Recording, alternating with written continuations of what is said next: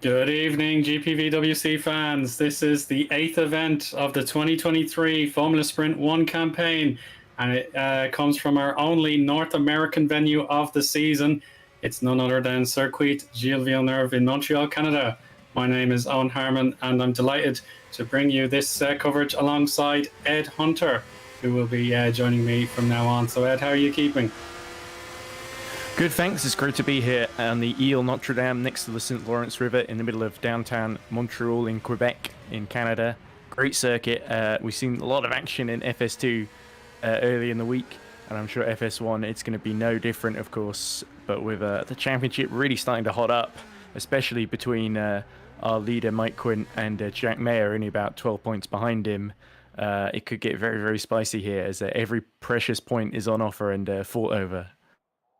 That's certainly true, yeah. So it was a case of Quint racking up the solid points again, whereas Mayer, who's now taken leadership for TOP, he got the win in 7th place back in Catalonia. So that shows the difference in the approaches of the drivers first and second at the minute. And our race 1 event, 35 laps with 23 laps in the sprint for race 2 with reverse grid rules. So that should be plenty to look forward to. And of course, Heigo Poom, as the broadcast director, will be bringing you all the pictures that we will now witness for the qualifying session.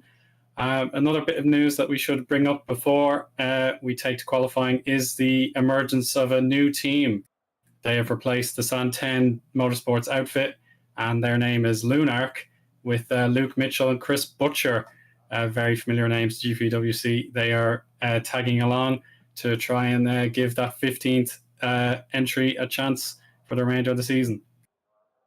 Yeah, it was a shame to see Santen sort of disappear. Only 1 point to their name from Lucas Fylan in the very opening race of the season in San Marino. But in their place, as you say, we've got Lunark with Luke Mitchell, who's been very impressive for Rowan GP earlier this season, and Chris Butcher, who's been in and around several GPVWC series, including Lights of Academy and FS2. So both of them, I think, could do a good job here. We'll see how they get on, I guess, Owen. Yeah, I think today should be a learning experience for them. Obviously, I do say they're very well versed in GPVWC, but I suppose the chance just to get their names onto the board, that should be the priority, even if it means nothing is added to that 1 point on the scoreboard. I think just getting the feel for the series and then planning their attack from their home race in Britain onwards, that should be their target. But if they feel they can go for more, then by all means, let's see how they get on. But of course, with practice coming to an end, the familiar names are at the summit there, but obviously I can see Lucchini in 4th place for Alpha Delta, very strong. Amari Watson, again, he's very consistent on his day, and his teammate Martin, who has that live wire within him. He's so competitive and fast on his perfect setup. So we'll see if he can compete for a top grid slot as well. So yeah, there's plenty of narrative to look forward to in this qualifying session, and the clock is ticking down to 15 minutes. And it's interesting you mentioned the two Networks boys in Amari Watson, Carlos Martin, because both of them, as we've got the TCS off car taking to the track then, and it's Alex Lahou that is first to set a quality lap on, get out the pit lane, of course, on his out lap. The Networks boys, they tried to do a non-stop strategy, didn't they, in race 2 in Barcelona, and it almost worked with Hiller just getting past Watson right near the end and taking, I believe, his first win of the season, of his FS1 career as well. Yeah. I think is absent on the grid here, unless he's... No, I think Lloyd Moynier has literally just joined as we have a lovely look at the new Lunark car of Luke Mitchell, who's looking to push that team forwards in its first appearance. Sponsorship on the side from the race, so I'm sure be happy that they've got some representation on the grid again. Yeah, the race have definitely been a big supporter of our league down the years, so yeah, they're more than welcome to give the new boys a chance.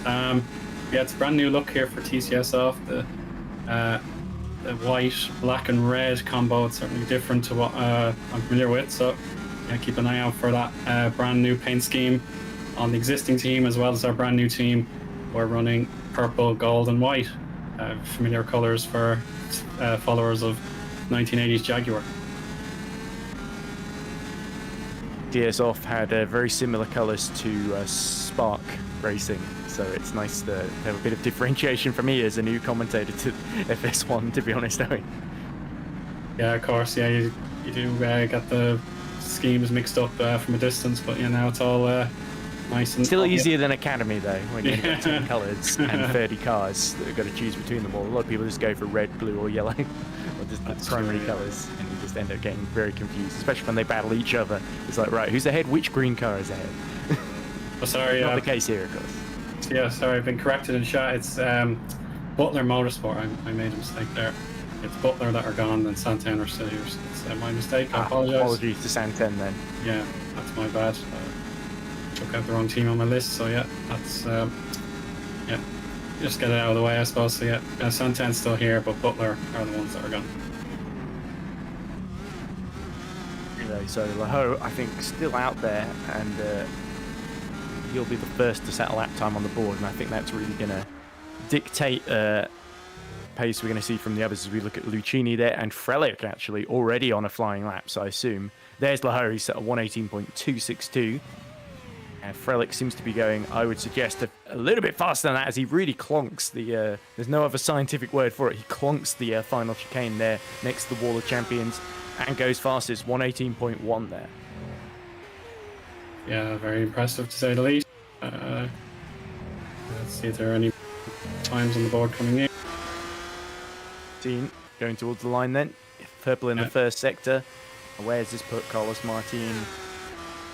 It's going to put him third fastest. There we go.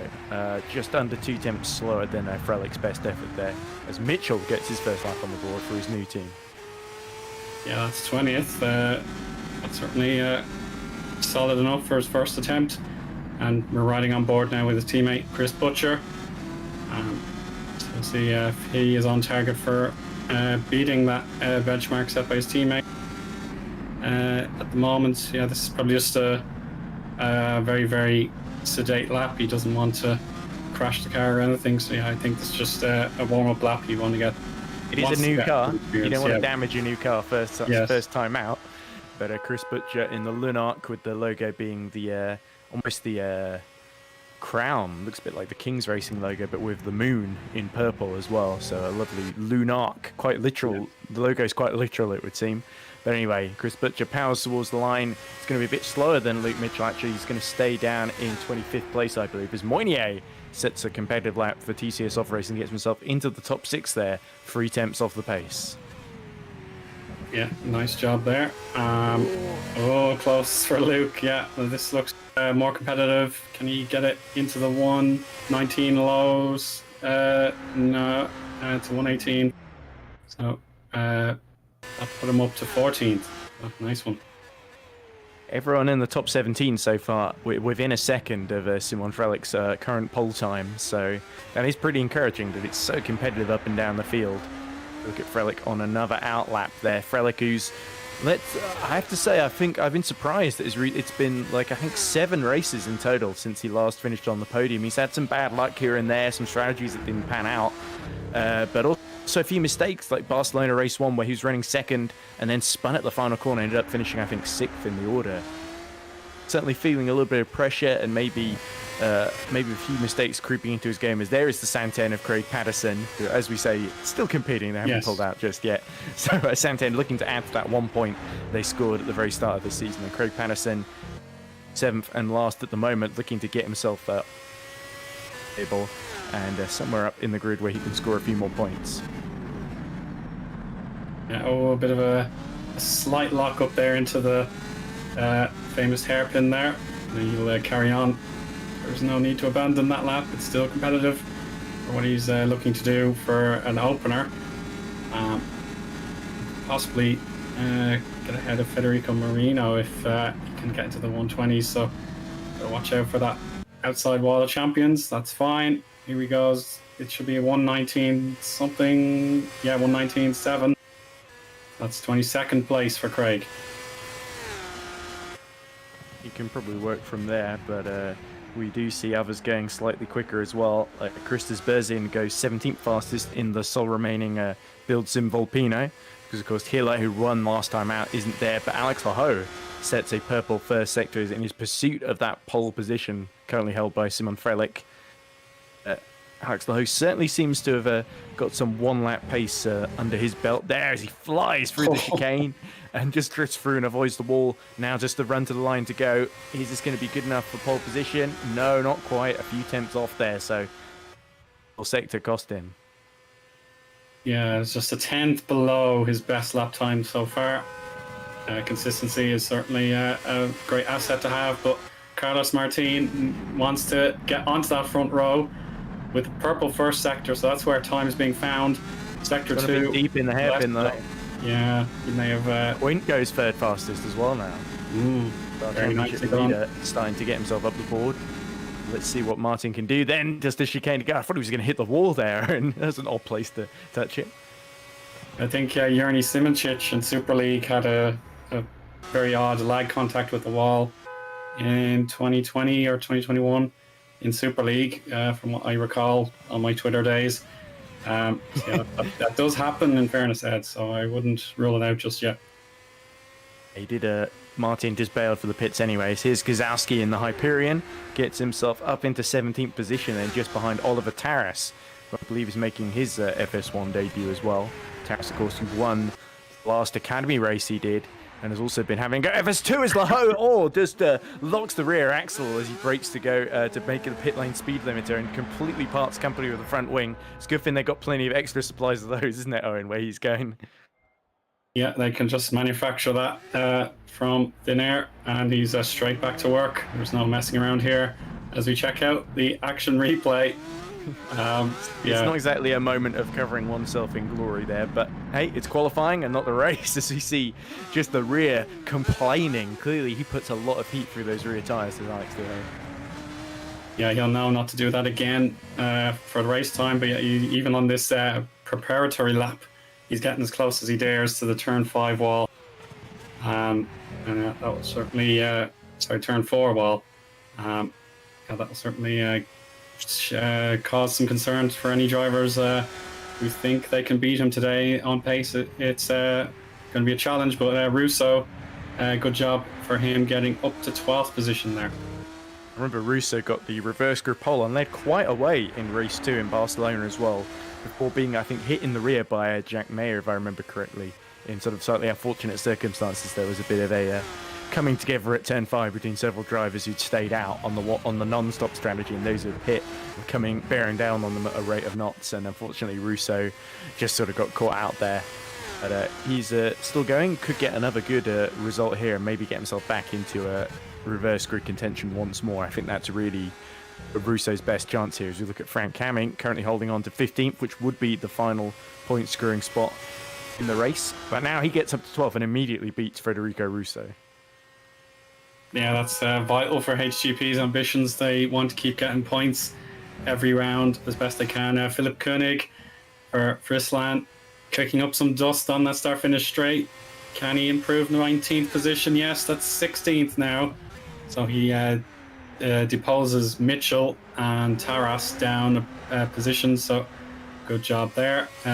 With the final 5 minutes to go, we can see Frelich and Lahoe both have different positions on the track. Freilich's just out of the garage. Lahoe, purple sector 1 again. So yeah, someone just needs to get that better lap time to register that super first sector. It seems to be the most profitable sector. Sector 2 as well. Yeah. So this could be it's the final chicane to go now. I think that's really what's going to decide whether this is a pole lap or not then for Alex Lahoe and TCS Off Racing, who've not had the easiest time of it lately, but Lahoe was very impressive in race 2, got I think the top 5 of the non-stop strategy from the very back of the grid. Yeah, he lamented his own mistake in that race. He said he had the podium capable car. Oh, it's that final chicane that does cost Lahoe a chance at pole position. Here's Jack Mayer, who has risen up to the top 5. He was previously 11th. So can he get onto the second row? Oh, he hits that wall of champions. Indeed, he has the FS2 champion of 2022 sticker on his helmet. Lucchini, oh, I think he spoiled a brilliant lap there. Oh, that's so costly. It looks like Mirko Licchini is only going to be able to manage 10th position, just behind Vincent Gutt in the Spark racing car. Interestingly, no sign of his teammate though, who's 4th in the points, of course. Of course, is Thomas Harvey down in 11th, only a couple of places behind then. So not great qualifying for Harvey as Frelick completely loses it. Yeah, that's turns 3 and 4. Yeah, that downhill curve, you really don't want to be on that grassy section. They'll just knock you loose, as it happened there for Shimon. But yeah, he has time just to bring that car back to the pits and have one last go. Jussi Lahtinen for Friesland as well. He's just on the precipice of the valuable top 15. He's ahead of his teammate by 1/10 of a second, so the two Friesland's very competitive to one another. Can he get that final smidgen of time he needs to beat Russo? Sector 1 is certainly the benefit. Sector 2 less so, but brilliant Sector 3, and that's 11th. He's really confident through the chicane there, as you see Martin on another purple for the sector. But that was just really supremely confident by Jussi Lahtinen to just get the run out that he needed. He went over the curbs, didn't destabilize the car too much, and was able to just nail that final sector. And that was really what got him into the top 11 there with 2 minutes remaining. But not a great middle sector for Martin here. This could maybe be 5th or 4th at best, I think, if he finishes this lap. Yeah, I see Mike Quint has risen to 2nd place now. Actually puts the stress onto Lahou's shoulders. But Martin, if he can get through the final chicane. Oh, that is beautiful. Well done. And straight to the line now he goes. This could threaten the front row start. Oh, not quite. He found a bit of personal time there in Sector 3. But it doesn't actually improve his damage position. was done in the middle sector there, wasn't it? But still, Martin, I thought he was going to lose it on entry then. He just about saved it as we cut back to Mike Quint, who's just set a very, very good time. 1:18.249, 0.072, as you say, behind Simon Frelick. Here comes Luke Mitchell for what could be his final run around. He might have time for one more lap if he's got enough fuel and tyres as well. But Mitchell currently down in 19th place, but ahead of his teammate and doing a decent job for his new team at the moment, I think. Yeah, that is still very strong running. Chris Butcher, a little bit too hot into 8 and 9, but he's recovered it. No risk of an accident in that outside wall. Turn 10 is the hairpin, but he has lost personal time there compared to his previous best. So this could be a case of I need to get to the finish line and try again, just like my teammate. But yeah, it's the final sector. Not much time could be won, but a lot can be lost. So yeah, I think Chris just needs to get a bit of practice in. Just take it as if you would on a normal lap, and then get 100% committed for his final attempt. Good middle sector by Omari Watson then, so he must be coming to the line fairly soon. Here he goes through the final chicane, bouncing off the wall there. Omari Watson pushing for all he's worth. Is this going to be good enough for top 3? I don't think so, because he shut the DRS. That brush with the wall cost him. Yeah, he'll be crestfallen about that. But Frelick on his outlap, he's going to make it with 4 seconds to go here. So he's got his timing exquisitely done there. So here we go. Checkered flag is now out. Frelick will be able to complete this attempt. And at the moment, no one seems to be able to catch him in the 1:18.1s. Everyone else is outside that threshold. But if Frelick can actually solidify his pole position, he has purple sector 1 so far ahead. As also we see Luke Mitchell and Philip Koenig getting late improvements to 17th and 18th respectively. With Jack Mayer then also the 2 TOP cars then absolutely trying to go for the top of the pile. Use a terrible pun there, but Jack Mayer then approaching the final chicane. It's a turning well, bounces all over the curbs. Is that going to lose him a little bit of time there on the exit? No time for another run then. Top 4 for Jack Mayer then. Our man second in the points. He eclipses Thomas Harvey and Omari Watson. Here's Alex Lahou. It looks like it's not going to be an improvement then for the Frenchman. But he does set a purple final sector to get, just shy of pole position then. Yeah, he misses out. Freilich. He decided to have a dice roll. He had nothing really to lose unless his teammate Alex or Mike had a lap. Crap across the line. Yeah, he's just gone Damage to limp. suspension. Yeah, he's going to limp it across the line, but that should be the conclusion of qualifying here today. So we'll check out the replay and confirm the grid for the race 1 feature. So here's Shimon. Oh, he's already loose before turn in for the right hander in the chicane. So he's already doomed, and he had nowhere else to go except to hit the wall of champions. Yeah, the rear right had sort of gone out of alignment, so he was trying to overcorrect there in the middle of the chicane, which is not ideal at that kind of speed, direction change. So, but still, pole position for him there, Eoin. Precisely, yeah, and it was a big boon to his rebuild for the championship. So he has the 118.177, couldn't beat it again. Lahu got so close, 0.08 of a second, but it's not enough. But the top 10 looks as follows from the second row down. It's Quint, Mayer, Harvey, Watson, Martin, Lucchini, Nizio. He didn't actually see much of Nizio, but he was fabulous there in 9th. And Munier, who was very, very late to the session. He's actually well prepared in the end and gets 10th. Then we've got Russo, Gut, Latinen, Dragoon, and Hamming in the points paying positions. Gazowski leads the way for Hyperion. Koenig, Luke Mitchell there for the Lunark team in 18th. Klont, 19th, not able to really support his teammate there for the moment. And Taras for Pixelate is 20th. And the final page, we have Pishan, Butcher, Berzins, the only build sim at the moment. Wopke Hoekstra, Craig Patterson, Juanma Fuentes. Then the final set of drivers, we've Miram and Marino. Just looking at a message from Josh Downard in the live chat. He says Thomas Harvey's first lap at Canada was with 3 minutes to go in official practice, so he's gone and qualified 5th then. So clearly all that practice in qualifying all being rolled into one, and I'll be interested to see how he fares in the race then. It looks like he's a fast learner. Yeah, so Harvey and Munier both late to the session, yeah, and they've delivered the lap times when it counted. And indeed, for Perseus Miram, this is his home event, so yeah, he will want to try and make the best of this that he possibly can.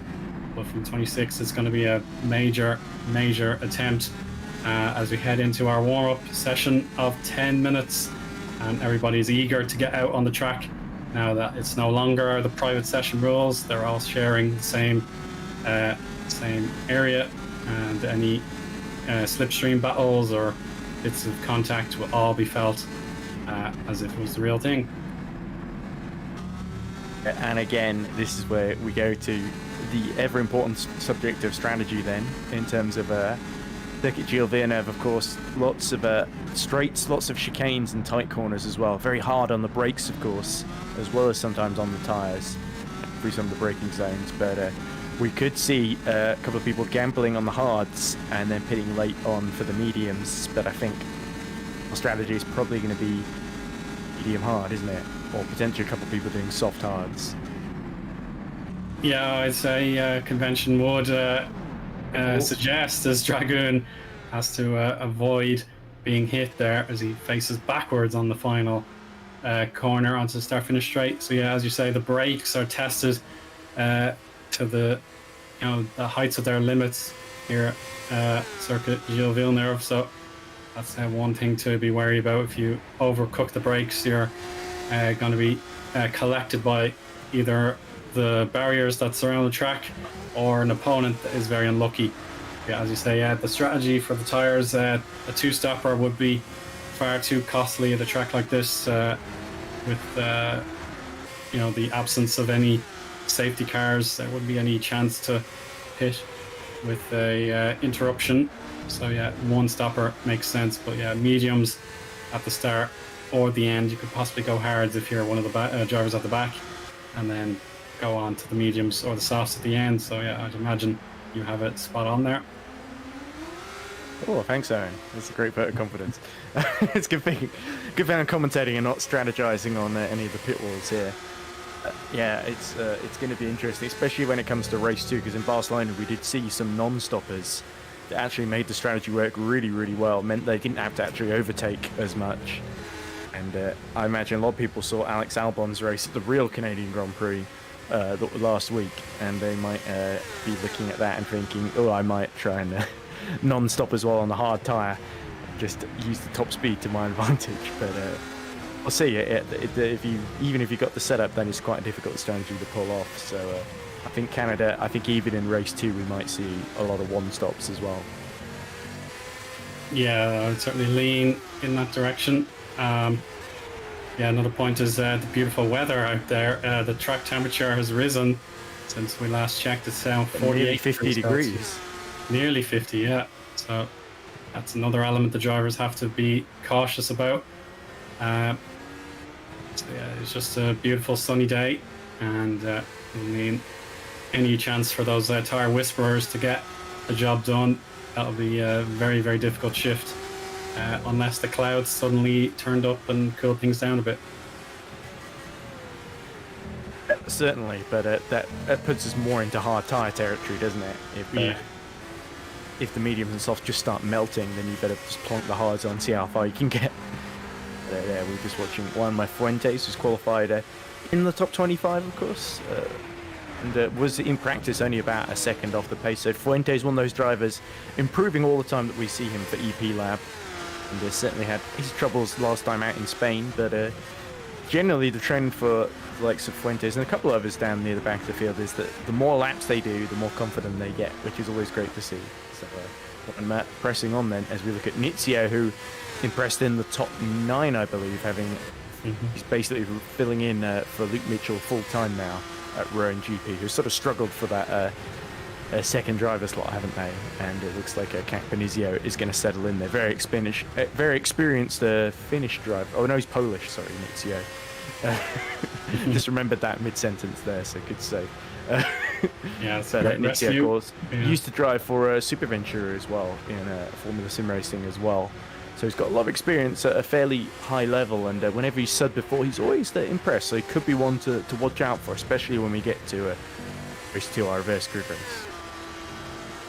Yeah, that's definitely where the luck of the draw comes into play, and if you benefit from it, it is your chance to shine. But not driving like that, I'm afraid. No. He did well to keep it out of the wall.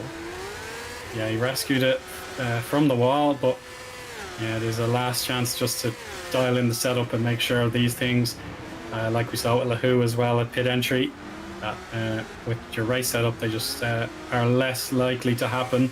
So if you do make errors here and you can adjust where necessary, then it's probably for the best. We got a command in chat, which is very rare. Free space, which I believe is that Massey Chiller or somebody at Builds Involved PA saying, "Look at Christas." So clearly, they want their driver to get some love on. I don't think Christas had a great qualifying. In all honesty, was he top 15, 14, or something like that? I might have just been in that 16, 17 territory, yeah. Oh, oh, it's one of the Pixelate cars. Oh, just gets avoided by Perseus Miram, his teammate, which would of course be the other Pixelate car, which is I can't remember who drives the other Pixelate car. Yeah, it's usually Levine Kishore, but I think he's not here, so I'll just double check.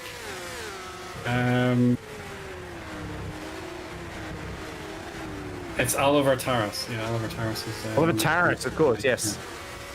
Taras was complaining about his qualifying as well, saying that he qualified P20 and said he could have qualified. He felt he could have got P14 is all. One of the Netrex is threading the needle with the TOP car and Perseus Miram there. Was that Omari Watson there? I think a bit of a brave moment there in practice. Yeah. I couldn't tell from a distance. It could have been one of the TCS off guys with the new livery from distance. Yeah, it's a bit harder to tell, but yeah, I could possibly deduce what it was on the on my like YouTube playback. Yeah, that would be how you tell it apart. I know it's a bit more of a. It could have been one of the TOP guys. Yeah, that could have been Shimon. or 72, I think it was. I believe Oh, sorry, you're right there. 74. Would have been 74. Excuse me. Shimon's 74. Yeah. Anyway, yeah, we thankfully avoided a calamitous accident there. Well, even if they're happy in one, it wouldn't really matter all that much in the warm-up. No. Just maybe a dent a few egos rather than anything else. But something to think about here, Alex Laho, who set that really strong lap right at the end to reclaim that sort of runner-up spot, just missed out on pole position. Oh, who had some latent pace. We saw him do that recovery drive after having that crash in race 1. Barcelona recovering to 5th in race 2. This is another big opportunity for him, isn't it? Starting on the front row, can the Frenchman recover his and TCS off season by getting on the podium here, maybe even stealing a win? Frelick, I think, will be quite desperate for a podium himself after the last several rounds haven't really gone his way. So I think if it comes down to it, Frelick, if he sees Alex Laho slipstreaming by him on the first lap, I don't think he'll be defending too hard. He might be saving tyres for the end. Yeah, it's certainly possible. Yeah, as you said, TCS off in that sort of like middle of the top 10 purgatory. They're miles ahead of HGP, but they have a long way to go to catch up to Build Sim. 47 points or thereabouts. Must be 37, one or the other. The maths aren't great, unfortunately. So yeah, it is a long way back for TCS off to make sure they're still competitive for a fight in the top 5 of the Constructors' Championship. But yeah, there's still plenty of time. They can get a strong double result today. Final 35 seconds of the warm-up, and we'll see Watson on board for a little bit longer here. Looks like he should be ready to go here following one of the Spark guys. Yellow flags in Sector 1. Oh, From the Hyperions. Frisland, yeah, Frisland and the Hyperion. Yeah. So I wonder what happened there. Crash, I assume. Oh, and somebody spun it on turn 6-7 as well. Yeah. Everybody's taking just the final risks. If they're not willing to just sit back, they may as well try something different. As Frelick, he's parked in his grid slot. He's already fully prepared for a practice start. Yeah. That's a wise That's a good getaway. Let's see if he can do that in a few minutes' time from pole position. He doesn't pick any random grid slot. He goes to the one that he belongs to. So that's smart thinking. As the checker flag is out. See, it's a little secret, and I think they all practice from pole. Yeah, they probably do. Yeah, just boost their ego a bit, if nothing else. Yeah. Martin sets a 118.9 there. But lead the warm-up then, just beating Jack Mayer's time right at the death. That will boost Carlos Martin's confidence just a little bit then as warm-up concludes. Yeah, it's roughly similar to the qualifying. Obviously, I think some drivers are just going longer in terms of fuel load or tyre choice. So it does jumble things up a little bit. And actually, we do see a change in the midway of our timing table. So yeah, we should have the 28 drivers ready to go in the race. Obviously, the 25th to 28 drivers, they did not participate in the warm-up in terms of setting a lap time. They were probably just taking a break, or else just maybe going out on the track once and then going back to the pits. So to recap, this is the 8th round of the championship in 2023.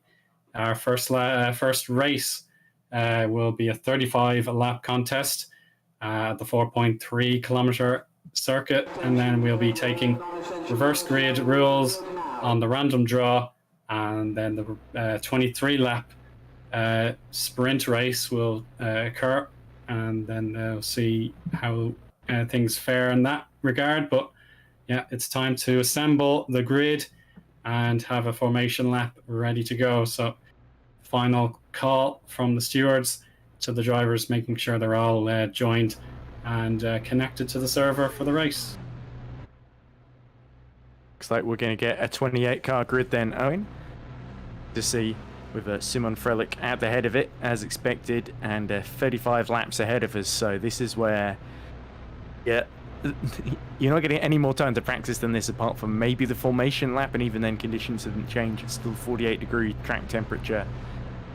Halfway through the season, this is really where, if you want to mount a title challenge, now is really the point to start. I think at the moment it's really a 4-horse race between Frelich, Quint, and Harvey, really.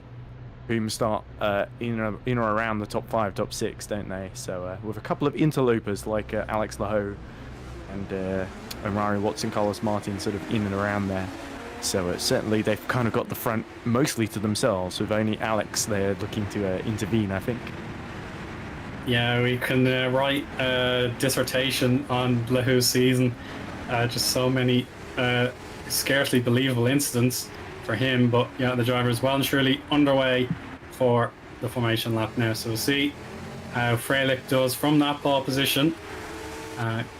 He's looked very, very composed so far, but there we go. Here's a look at the grid itself. Frelich has pole position from Lahoe, Quint and Mayer, also the contenders for the championship, 3rd and 4th. Thomas Harvey also there in P5 with Watson 6th. Martin from Netrex as well, right behind his teammate in 7th, and Lucchini strong showing in 8th. Nizio and Russo complete the top 10. Vincent Gutt wants to help out his teammate and his own championship as well in 11th. Jesse Lattinen P12. Jan Dragoon has P13 with Hamming 14th. Guzowski 1 point for 15th if you can hang on to it, with Philip Koenig best of the rest in 16th. Luke Mitchell for the debuting Lunac team has 17th, with Klont 18th, Taras 19th, and Pischan for the 20th position. Butcher, Berzins, Hoekstra, and Pattison 21st through 24th.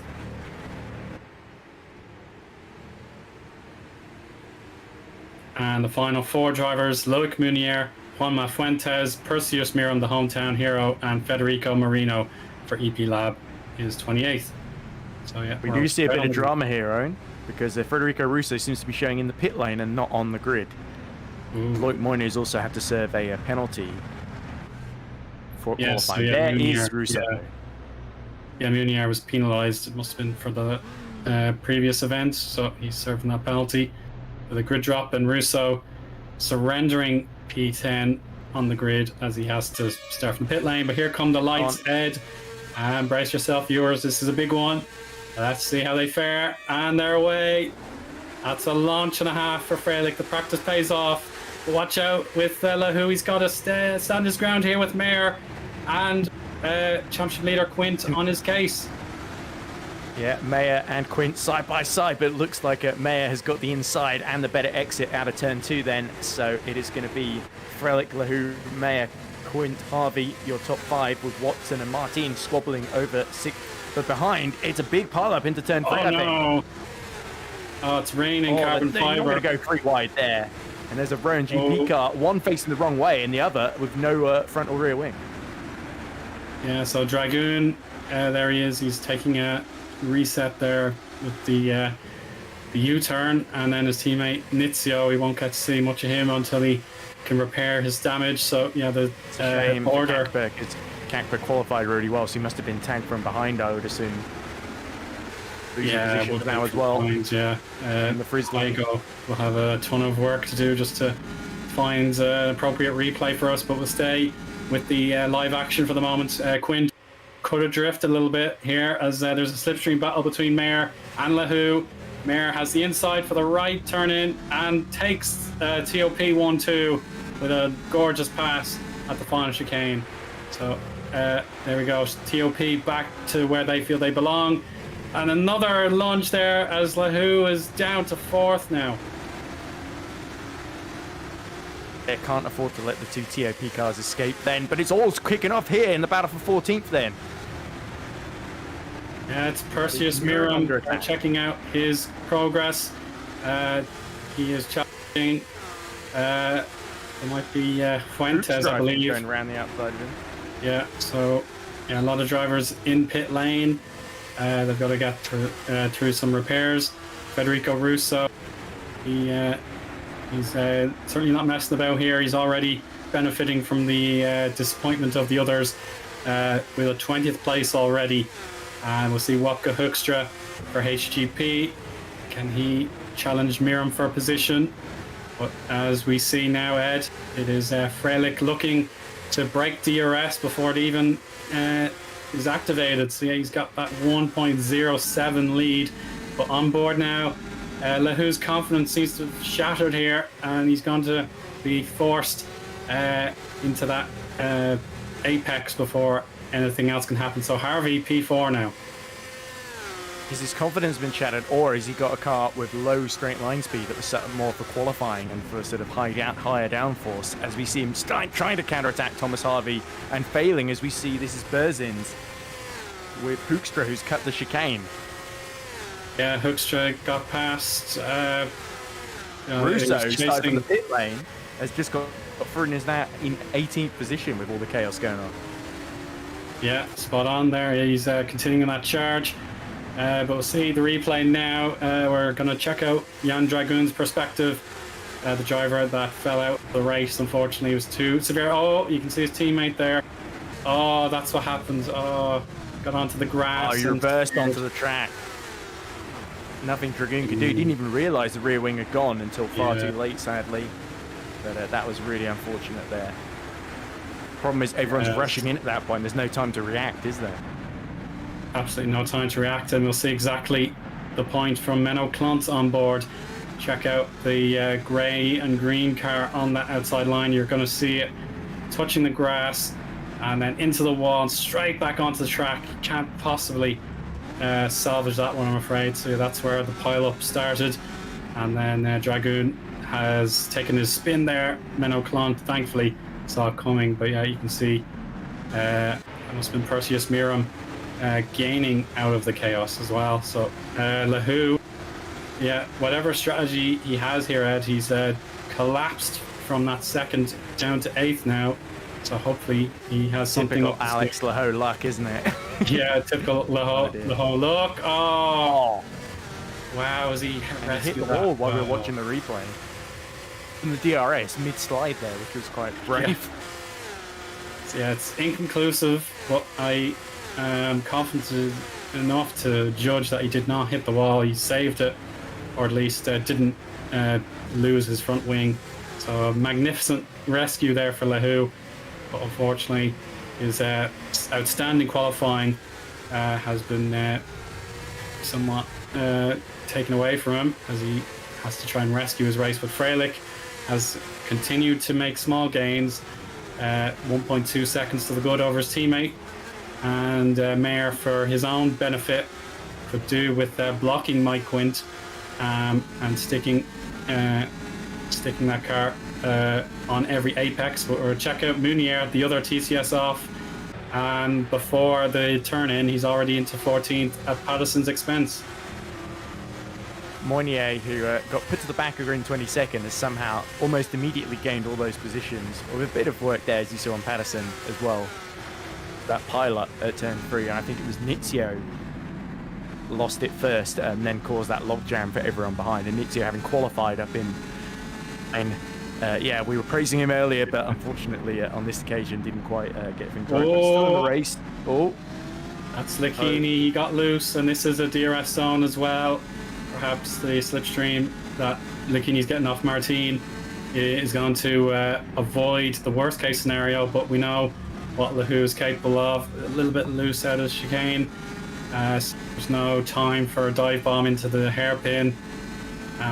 His best chance will be to stick in the slipstream on the Casino Straight, and then the Wall of Champions chicane could hopefully close the gap a bit further. But we'll see now with his speedometer on the steering wheel, what is his top speed like with the slipstream. Should be about 290, 300 kph. So yeah, he's slowing down. Vincent Gutt, he'll be alert to see if any further mishaps occur for Lahou. Yeah, the interesting thing about the TOP cars leading is that Mayer is giving DRS to Mike Quint in free zones in this circuit. So that's actually enabling Mike Quint to lap slightly quicker than the two ahead of him because he's almost getting a double slipstream effectively. So I actually feel like in most circumstances, Simon Fred would want his teammate right behind him, but here I actually feel Meyer is helping Quint keep with them, which is not great for Frelick in terms of they're trying to beat Quint in the championship. So it's actually a slightly awkward position. And they sort of need Quint's tyres to fade or something here. They're all on the soft tyres in the top 16 because of all that carnage early on. Russo is the highest runner on the harder tyres, and he started from the pit lane. Yeah, how about that for Russo? He'll be hoping this form carries because the reverse grid rules could possibly give him a shot at redemption from that pit lane start. Yeah, you can see on the timing tower how the drivers have fared from the beginning of the race. Lehu -6 there, be disappointed, but Munier, his teammate, +11, as we mentioned. But it's great to see the exact figure on his route back to some points. But Quint's still giving Mayer a hard time here. There's no sign of the championship leader going for an attack this early into the race. This was a yellow in sector 2. Nice to see Latinen there has made a good start to the race, and Hamming as well, who didn't qualify particularly well, been able to get himself into the top 10 there and avoid all the carnage. So Frank Hamming, maybe not the most spectacular in qualifying, but getting it together for the race, and they're looking to get some decent points for GP, and they definitely need them at this point. But here we go, Jack Mayer, sort of Malcolm in the middle, as I like to say, in that he's stuck behind his teammate and ahead of one of the key championship riders, as somebody's lost their front wing there on the inside of just before the hairpin there. Not sure who that is exactly, as we see Christos Berzins entering the pits. So it could be he's had to make an early debt, and there's no front wing on that build sim Volpino. So it's not turning into great day, considering they won last time out in Barcelona. Built some Volpino or driver down, and their other driver is in the pits, having to make an unscheduled stop for a new front wing. Yeah, if you're TCS off, you have to notice that and see this is a glorious chance to start reducing that deficit. But now the NetRex duo, 5th and 6th for them, certainly what the doctor ordered. They can carry on their form as well and possibly challenge Multiforce for 3rd in the constructors. With Clont out of the points, that's another potential benefit for that team. Bikini for Alpha Delta is just worried about his own race. Yeah, go ahead. It's Carlos just nearly hitting the wall there at turn 3, just like we saw Fernando Alonso do in the real race, where we saw the rear tyre, the brake just igniting as it hit the wall, and he somehow got away with it. And in this case, Carlos got away with it too. Genie, who's been setting a personal best lap times, right behind him. Harvey's also started to up the pace a bit as well, ahead of him. So people who've been saving a bit of tyre life will now start using it. Also keep in mind, 3 seconds behind the lead, so a lot of the leaders are looking for a gap to emerge into when they pit, because it is about 20 seconds pit stop time, isn't it? It's slightly shorter than Barcelona, I think. Yeah, it certainly benefits that the entry is like straight on. You can see the blend line there. You just have to go straight and hit the brakes rather than having to slalom through any other obstacles or anything. Like Baku is a good example, where you have to slow down and then turn in without hitting anything. Whereas here, Montreal just got a break before the speed limit line. But Lehu, as we saw in qualifying, did manage to overdo it and slam into the wall. But that's not a concern for now. It's Fuente. We're in trouble. Yeah, Lehu struggling a bit more. He's down to 11th now, and a long way back. He's fallen out of that queue. So he looks like he's overheated the tyres. Look at the way it's handling. Yeah, it's a bit ragged, unfortunately. And there's a move going on behind him too for 12th position. Gazowski and Taras battling away, and look at who's sliding all over the show.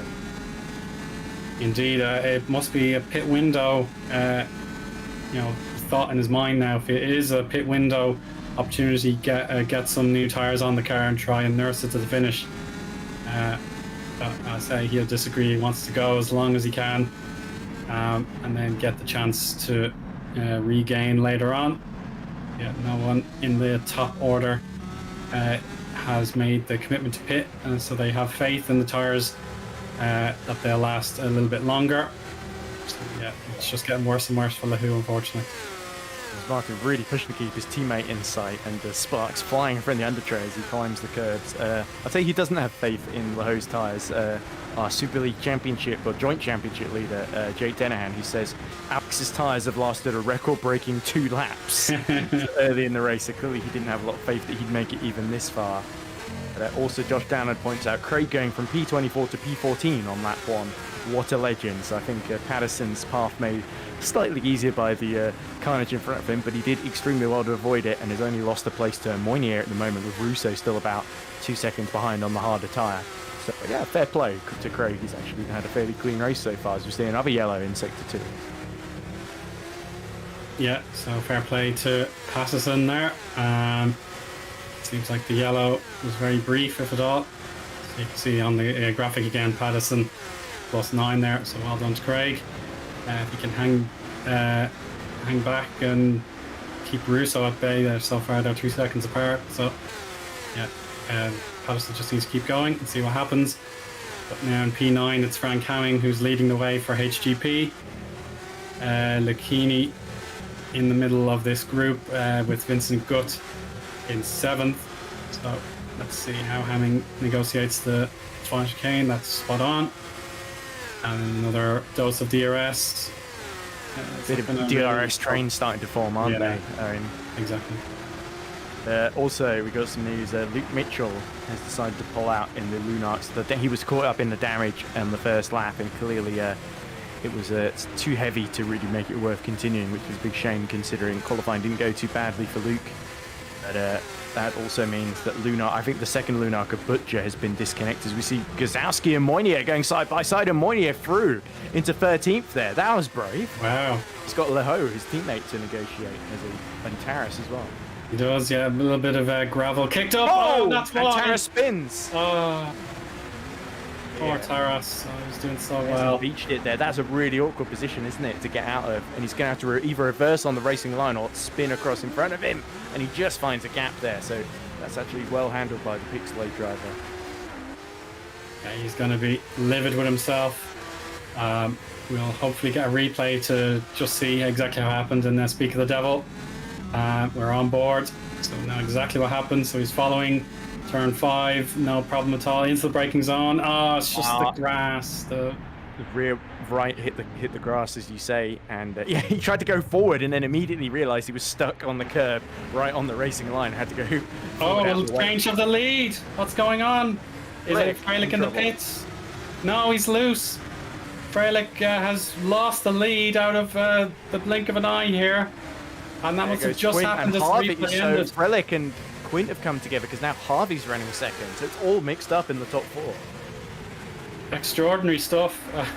Yeah, as we came to the realization of one driver's misfortune, another one has just gone through it, and it's a complete U-turn. So it must have been Alex messed up before this then, because he's already lost the lead to Mayer, his teammate. Here comes Quint up the inside into turn 1.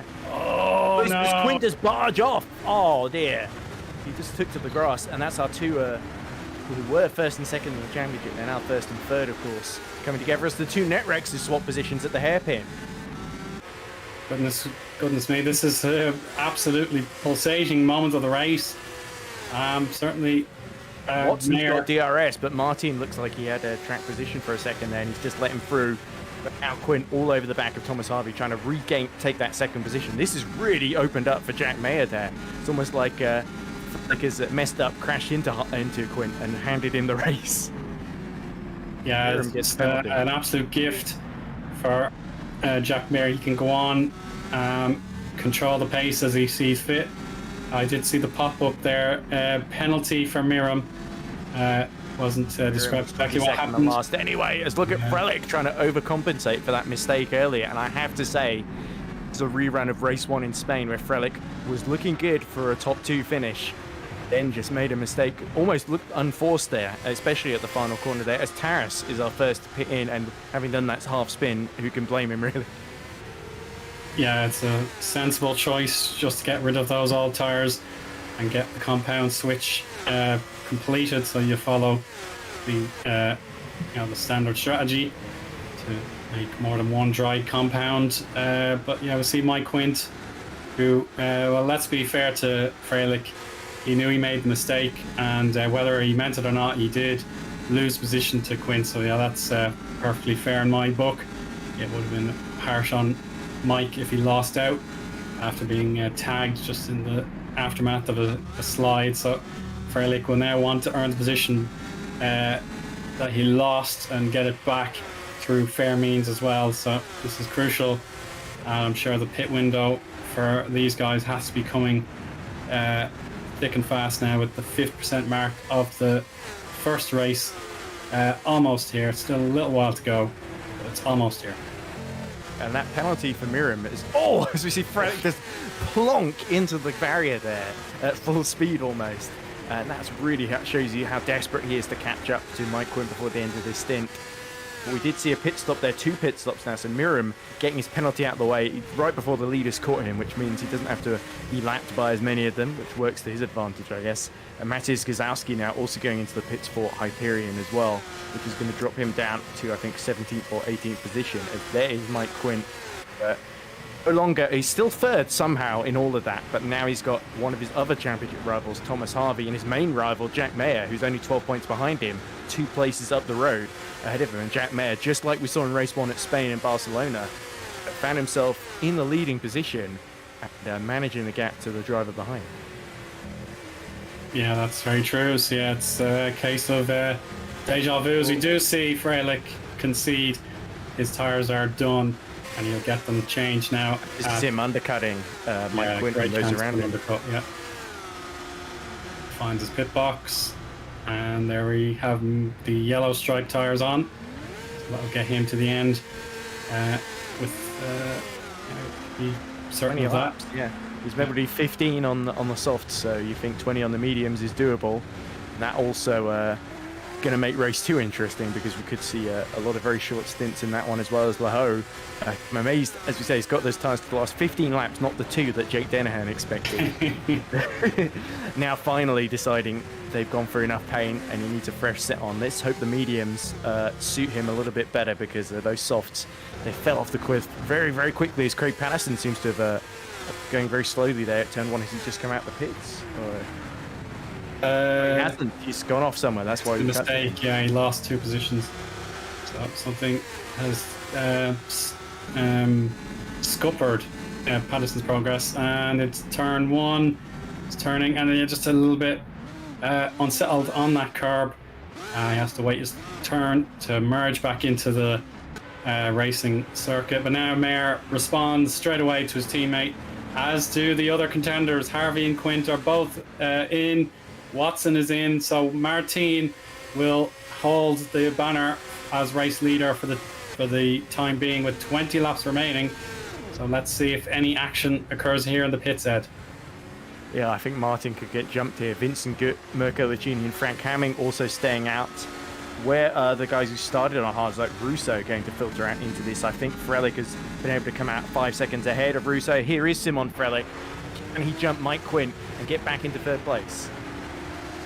No, he can't. Let's be fair, that's very close. So Freilich is just behind Mike. The in-lap was too strong then from Harvey and Quint there.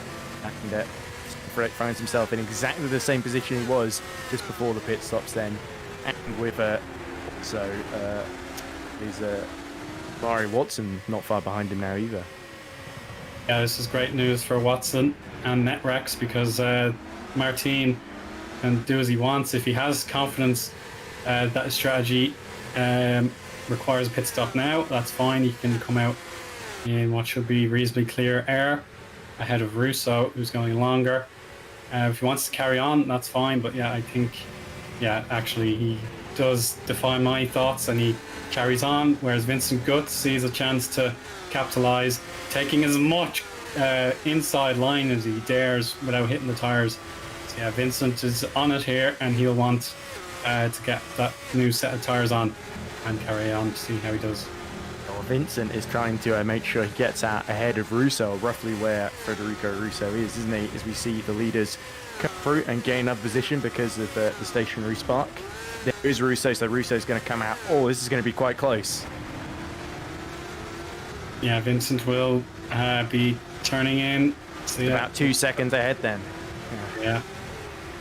So yeah, Russo's now in the 120.7 range. The likes of Watson stuck in the queue. He's a bit slower, so you can't really gauge exactly what's going on. But Martin, last lap 120.6. So yeah, it's almost time to get the new set of tires equipped.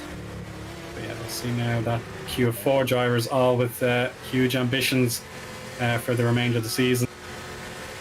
Yeah, now the problem is that Martin can't stay out too much longer because Vincent Gert will jump in if he does. So surely he's got to come in now and respond, because the benefit of staying out and getting the people to run harder on the mediums is going to be reduced now. And Hamming and Lucchini have got the same thought in their minds as well. Yeah, so that leaves Munier. Will he carry on?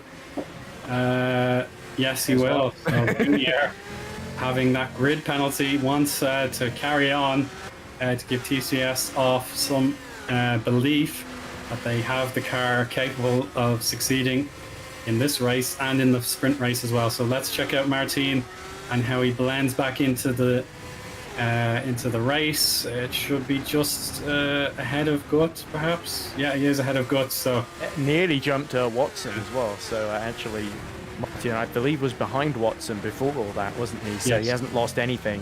And in fact, he's got 3 or 4 lap fresher tyres. So there could be some interesting strategy here for a Netrex, because Watson all over the back of Frelick. He's desperate to make a move on him. But if Martin comes charging in on the fresher tyres, will he have to let his teammate through and not hold him up there? Because Frelick could get 5th place ahead of both of them if they're not careful. Yeah, there is a great chance for Martin to excel in this final stint. We got a brief look at Russo and Lucchini, the Alpha Delta pair, and they have not yet pitted. So their strategy is probably to mimic each other and try and find the gaps that emerge. Now that you can see Wopke Hoekstra in 14th, he's 33 seconds behind the leader. Lahu 18 seconds behind. So now we see Munier pull off into the pits, returning the lead back to Jack Mayer. And we'll see how Harvey has coped now that he's got some laps into the tyres. So Russo pits, Lucchini will proceed another lap, and we'll check out those lap times for you now. It's a very, very close call, but Harvey has gained 3/10 on Mayer since that last lap. It's surprising. I would have thought Russo would have been able to drag the mediums a few extra laps there, but he's decided to go only 19, so that means he's got to do 16 then laps on the soft tyre, which is doable, but they won't be necessarily at the best life at the end of the stint. But it seems the medium tyre life in this 38-degree heat is not as good as people would have been expecting, and nobody has gone for the hard tyre in this, which sort of doesn't surprise me given the characteristics of the track and the amount of advantage you get from those softer tyres. As we see Jack May just squirreling under braking but saving it before he gets to the apex there. So that shows how much he's pushing. As Taras now in a battle with, and is that one of the smoking cars ahead of him? That's Marino in the EP lab car. Yeah, Marino. Oh, there's definitely overheating going on there. He'll have to take care of that as best he can. So Taras just has to plot his move with DRS now open. It should be, yeah, now it's open. So you can possibly take the chance at the hairpin. He's just so much quicker, but he can't make it pay. So now if he can just get side by side. No, it's not working out just yet. So the thing is, he's pushing Marino to go on the throttle in places he doesn't want to, because he's really trying to lift and coast to save that engine, stop it from just exploding on him. But the problem is, if he backs off, then Taras is getting through. So Taras knows he just has to wait for the opportunity, because he's rapidly falling out of DRS range of Patterson ahead of him. That's right, yeah. Patterson will have hopefully the intel on him and through.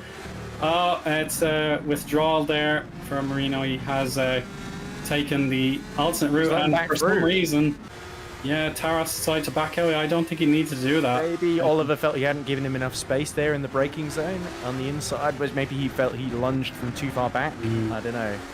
The angle was a little bit deceptive there, but I think that was very sporting from Oliver either way. Yeah, so let's check out the action replay. Oh yeah, you're right, Ed. Yeah, he has gone I think there may have been a little bit of contact there. There might have been a slight bump, yeah. In fairness, Oliver had to have 2 wheels alongside, really, to have a proper chance at that move. So, yeah, you were right and I was wrong. So, yeah, Taras will want to make the position gain through legitimate means. So, let's see what goes on. He's just pushing immensely Look at hard. the gap Craig Patterson's been able to pull out on the both of them, because Marino is struggling so much with the engine that is about to kick the bucket then if he's not careful. But he's doing well to manage it so far. Taras all over him like a bag of fleas, essentially, to use a colourful metaphor. And this time, surely he's coming through on the DRS. Yeah, Marino will certainly know there's an attack waiting to occur, but he's maybe going to chance it. Yeah, so he's going to try a different approach for this lap. DRS will open again, and he's probably got to stay outside and then make a count into the... Oh! The rear axles give in, and there we go. You've got to be so careful. You know, we saw this in the FS2 race. If you lose it in turn 1, while trying to overcorrect and save it, you can go all the way to the inside in turn 2 as well and hit the driver and to pass you while you're having your incident. But there we go, Marino having to give way, avoiding disaster, and now very much at the mercy of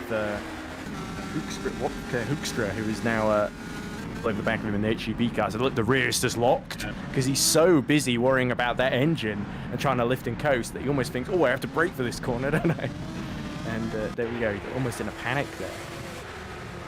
That's certainly the case. Top 10 battle here and now between Lattinen and Lehu. 2 drivers with certainly different beliefs heading into the race. We know how quick Lehu was on qualifying pace, whereas Jassi Lattinen would dearly love a chance at reverse grid pole himself with this 10th place at the moment. So let's see how things proceed for this point of view now. I think they definitely had different goals going in. As to their beliefs, I don't know what faith or denomination they practice, but I'm sure it's it's a very valid one. But Leho, regardless of what he believes, I think he's doing a lot better on the mediums, isn't he? And challenging for that 10th places. There we go. He forces Lattinen into a mistake in the hairpin. He just gets squirrely on the brakes there. And Jassi Lattinen in the Friesland is powerless to hold back Lehu. And Lehu back in the top 10 then. Do you see Frelick DNFing? Oh no, and Frelick out of the race completely. Oh, I'll have to check out what happened there, but... Wait for the Netrex cars to get through, I guess. Yeah, this is a catastrophic moment in Frelick's season. It's already been a case of he needs to work his way back up. But no, that's a big moment in the season, and Mayer will now have responsibility to make sure TOP can celebrate 2 wins out of the last 3 events, with the Spanish race 1 going Jack's way, and then obviously disconnection for Simon Frelick. Yeah, disconnection. It looks that way. Yeah, nothing obvious on. Yeah, that's a disconnection. I don't think he hit the wall at the Wall of Champions, so he's about to go halfway down the straight and then get teleported to the pit lane. There we go. So confirmation then, and that's a big shame, but of course it does promote all those behind. Lattinen, by the way, we just saw it being overtaken. He was on the alternate strategy along with Federico Russo, so both of them on the softer tyres. So that implies to me the softs are just being chewed up here as Martin, on his fresh mediums, uses DRS to go around the outside of his teammate Amari Watson and puts Martin into the top 4 now that Frelick is out of the way. And Carlos Martin could indeed make a late charge for the podium here. Yeah, Martin has certainly been in great form recently. Got the double podiums in the last round after 1 win in Bahrain way back in sort of March, April, that time of the year. So yeah, this is Martin now really coming into his own for FS1. Vincent Gutt here, obviously we've seen him rise up the order, and it's a big chance to get a further position to help his team out in the constructors if he can catch Hamming. Interesting. I'm surprised Hamming was able to jump Gutt there. So a great drive by Frank there to get into what is now top 6 position for HGP. always seem to see that, don't we, in these sorts of races where Hamming doesn't qualify particularly well, just gains and gains and gains, and suddenly you get to the final 10, 11 laps or so, and he's challenging for top 6, top 5 or something like that. And it's always very impressive, the sort of, not the most eye-catching driving, but very, very consistent, is Frank Hamming. Yeah, he's definitely another driver who can rack up the points for you, and then when he peaks, he can get those podiums and top 5s. But yeah, in fairness, Harvey has continued to cut that deficit between himself and the race leader, so it's not a foregone conclusion. Mir just needs to hang on there for another 11 laps. Watson's job now is perhaps to see what his teammate does and keep him honest as best he can. The podium bid will require something special though, so let's see if that can occur. But yeah, number 5 in P5, that's great to see. Yeah, absolutely. Another really strong day for Netrex so far, where once again they've been able to work together extremely well. You saw Omari Watson didn't hold up Carlos Martin unnecessarily. When the gap opened up in front of him, he's like, right, you go and you can maybe challenge for that podium, and I'll try and keep my tyres alive and worry about Frank Hamming about 3 seconds behind. The other thing is, well, Watson can get the DRS tow from Martin and potentially join the back of this train that's fighting for the podium as well. As we say, not looking like a great day for TOP all of a sudden, at least with one of their cars, but the other, Jack Mayer, has not really put a foot wrong all day, having qualified 3rd, made his way past Lahoo, made his way past his teammate when he made his mistake, and has never looked back. But Harvey, whose credit has not given up yet, was a 10th quicker on the previous lap, only 1.2 behind. So was Harvey desperate to get his second win of the season, and pushing for all he's worth in that Spark Racing car. Yeah, if this carries on, there will be DRS open for Thomas. I'll see. Yeah, there's really nothing separating them. I think Sector 2 in particular is rewarding Harvey's setup. So let's see if this happens again. Yeah, another 2/10 gain. So it's so marginal now. You can almost taste it. Bad news, we're seeing Craig Patterson retiring in the Santen car. So was battling for that top 14 position earlier on, and sadly Craig Patterson has hit some misfortune. So that means he will not score any points in the race. Although good news for Federico Marino, because his engine is about to complete pop. He's dropped about 26 seconds behind Menno Clont now. So it looks like Multiforce will get a few freebies there, I guess, with Menno having sustained damage early on. But Thomas Harvey then continues, got within a second now, so he's inching towards that 0.7 that he needs to get into DRS range, I believe. Is it 1 second? Yeah, it's under a second now, so let's see that rear wing get to work. He might have been over a second behind when he got to the action point, though. So yes, only just picking up the embers of the slipstream, and also Jack Mayer really starting to push. I think Jack Mayer's looking like he's really under pressure here. Remember these two at the Nürburgring, where I think also Jack Mayer beat Harvey there as well in the race. One there, somebody going off. Is that Jack Mayer? It is Mayer. It has to be kicking up dust. He pushed the mediums too hard here. Yeah, certainly that is a possibility. I'll see now. What does Harvey do? He has a chance to find the weakness here in Mayer and exploit it. Obviously, this is a really difficult overtaking point. Turns 8 and 9. Yeah, it will be the sound decision just to follow him through the hairpin and then go for it at the final chicane. So let's have a look on board. And corner exit, you can see there Harvey is keeping up. So this is an absolutely massive moment in the race again. Ed, further twists and turns after it looked like Freilich was in, and it's already a foregone conclusion if it is this overspeed. It's Harvey through now. He's going to block the line, negotiate the final chicane, and he's through. Yeah, almost felt like Jack Mayer thought there was no real point defending the inside there, because Thomas Harvey had such overspeed coming out of the with the DRS. Out on a little bit of a fuel mix and pushed the pass as well. But here we go, the replay of the first corner. So a little bit twitchy into turn 1. We're able to catch it into turn 2, and it's free, where he just outbrakes himself or runs long, does the Sebastian Vettel move, sadly. Here we go. Yeah, he just lost it on entry there. The rear's cried enough. unfortunately, Jack Mayer may have just overheated the tyres there, and that could well have cost him the race win here. Yeah, well, we'll see. His time in Sector 1 is 3/10 slower. It's still not enough for Harvey to make his getaway and dominate the race. But you can see Menno Quant ahead of both of them. Menno will be Mike Quint's teammate help him out of it here and make it a three-way battle.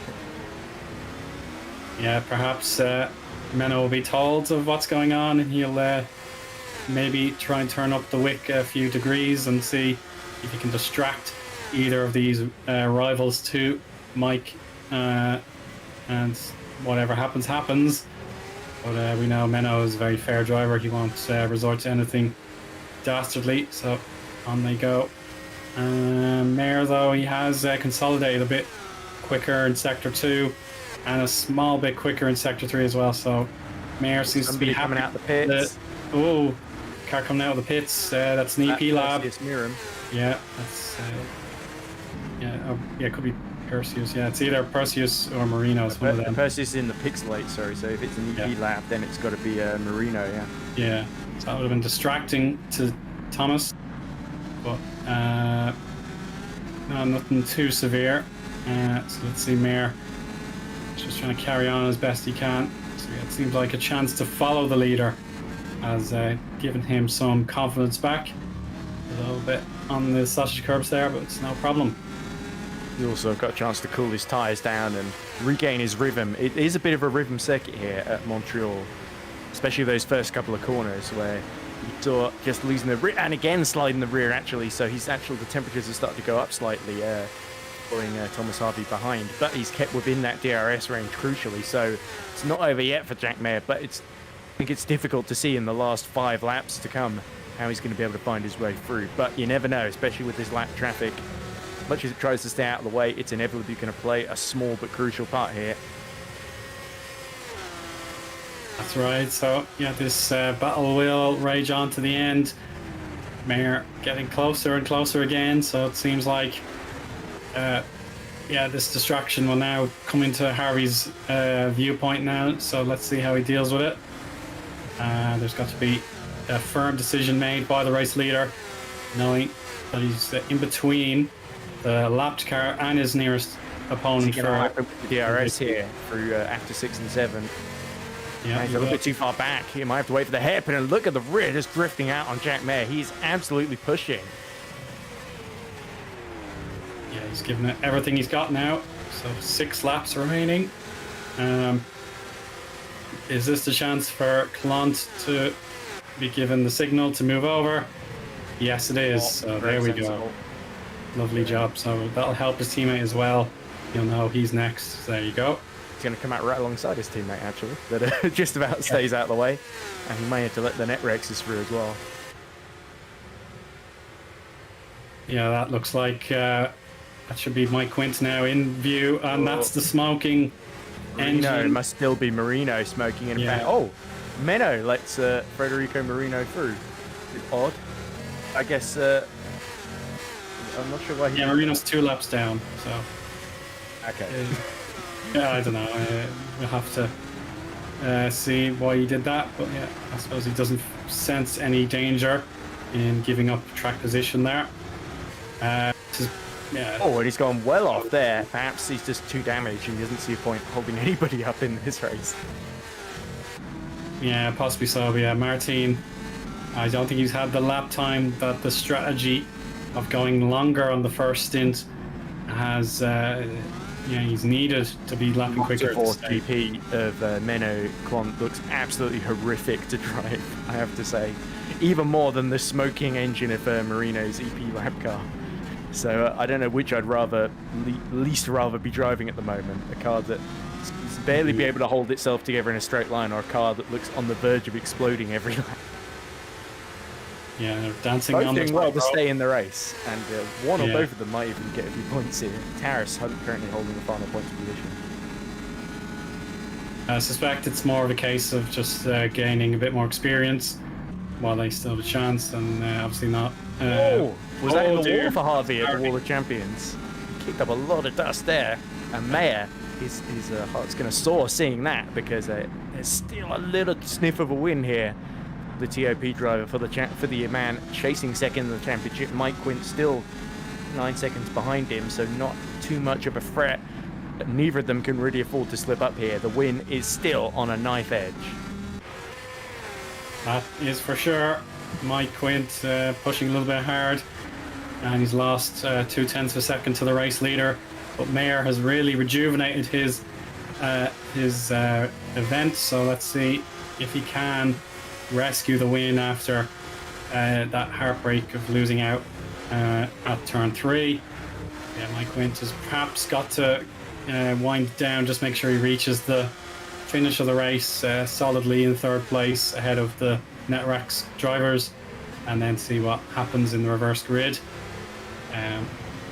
So yeah, Mayer is hanging on 0.8 of a second behind, so it seems like the straight line speed before DRS is costing him, but then he can claw it all straight back on that slipstream. So now will be 3 laps remaining as they cross the line this time around. So yeah, Martin and Watson probably working together as well, so it seems like 3rd, 4th and 5th, they're probably thinking about the race end, but 1st and 2nd, it's all to play for. Mayer was 2 tenths slower that last time around, actually. Mainly in the first sector where he lost out there. He was pretty much even Stevens through sectors 2 and 3 with Harvey. So Jack Mayer, yeah, definitely. He was nearly 4 tenths faster the previous lap when Harvey hit the wall, but doesn't seem to be any damage there as we cut back to Taras, who fancies getting himself into the top 14 here with My Fuentes in the leading EP car right in front of him. You know, Fuentes very eager to show what he can do here. Let's see, get the waders out and start defending here with only a couple of laps remaining. Yeah, and it's worth pointing out EP Lab 13th position in the championship, 4 points. Pixelate 14th with 3 points, so this is a huge moment in both of their seasons. Taras, oh no, he's overdone it, he's gonna bounce. Good save though. Well, he saved it, yeah, he avoided the wall, but now he's lost the point to Koenig. Koenig has snatched that point away. That is a bit of a shame, but Taras, so he's trying to brake on the outside there, and the problem is that's not where the grip is. So just about held on there from Hoekstra behind him. Let's get a replay of it, and you saw the rear's complaining, and Taras reacted quite well there in time to avoid a more serious collision. But, we also saw, by the way, as that was happening, I believe Latinen came into the pits for a late stop, did he? Certainly did on my end, so that might have been a penalty or something being served. I don't think fresh tyres have been put on that Frizzling car. No, I think Latinen's carrying on. It might be something if Latinen had plonked the softs on right at the end for a glory run to try and get past Gazowski here. But anyway, Jack Mayer continuing to put pressure on Thomas Harvey for the lead with just a lap and a half to go then. So it's really going to come down to, can Thomas Harvey keep it together, or can Jack Mayer punish him and get back through another mistake for the leading driver, as again, just like we saw from Jack Mayer earlier, a little bit of hesitancy on turn in there as Philip Koenig all over the back of Fuentes, who is struggling to hold on to that 14th place and creating a bit of a train behind him. Yeah, this will be really impressive for Koenig if he can double his luck here at the end. It looked like he was going to have to deal with 16th place. The rears are gone on that EP lap car. Here comes Koenig. Yeah, Koenig has benefit of softer tyres, but in fairness, Fuentes only really conceded at the very, very end when he had no alternative. But here comes Mayer. This is his chance now. It's got to be the building blocks with this final lap. Turns 3 and 4. He's got to nail it and stay in the slipstream. No, he's wobbled. Oh, goodness gracious. Thankfully, he caught it on the exit, though, Ed. I could have sworn his front wing was going to come flying off there. So incredible cat-like reflexes for Jack Mayer. But the win has slipped away here from TOP. The race not quite going to plan for them. Really, through the mistake of Simon Frelick, then the disconnection, and then a small mistake from Jack Mayer into turn 3. So Harvey, he's played his cards right from 5th on the grid. Been able to slip through past Quint, past the TOP guys, past Lahoo. And Spark look like they're going to get their 2nd win of the season. Yeah, they've been waiting since Melbourne for this moment. Yeah, the European leg of the season, and at least the first one, hasn't gone to plan since. But now, on the flyway to Canada, Harvey's just 2 corners away. Got to stay away from the wall. And there it is. Thomas Harvey is successful and he wins race 1. He'll have a little bit of a dance at the end. And he's outsmarted everyone today, gaining those 4 positions. And Martin concedes at the line. So strategy for Netrex coming into play. There must have been an agreement for those two, saying if Martin couldn't gain a position, he'll just give Watson his place back. So there we go. Harvey, Mayer, Quint, Watson, Martin, Hamming, Gut, Lakini, Lahu, and Munier. We haven't seen much of them. They get 9th, 10th, and thank goodness that was saved from an accident there. Come on. Yeah. Just driving into the wall of champions sideways there, which is not ideal. But Latinen fancies to go at Gazowski here on the run into the final chicane. They bang wheels. Don't throw it away, pal. Oh, could be a drag race to the line here. No, he has. He's gone rear left, first into the wall. Koenig, well, he won't be close enough to see that. It was one of the lap drivers, I think. Big slate driver there, I think. Yeah, it must have been Miram. I think it was Miram. Just coming across that incident, but there we go. Taras obviously missing out on any points for race 1 here.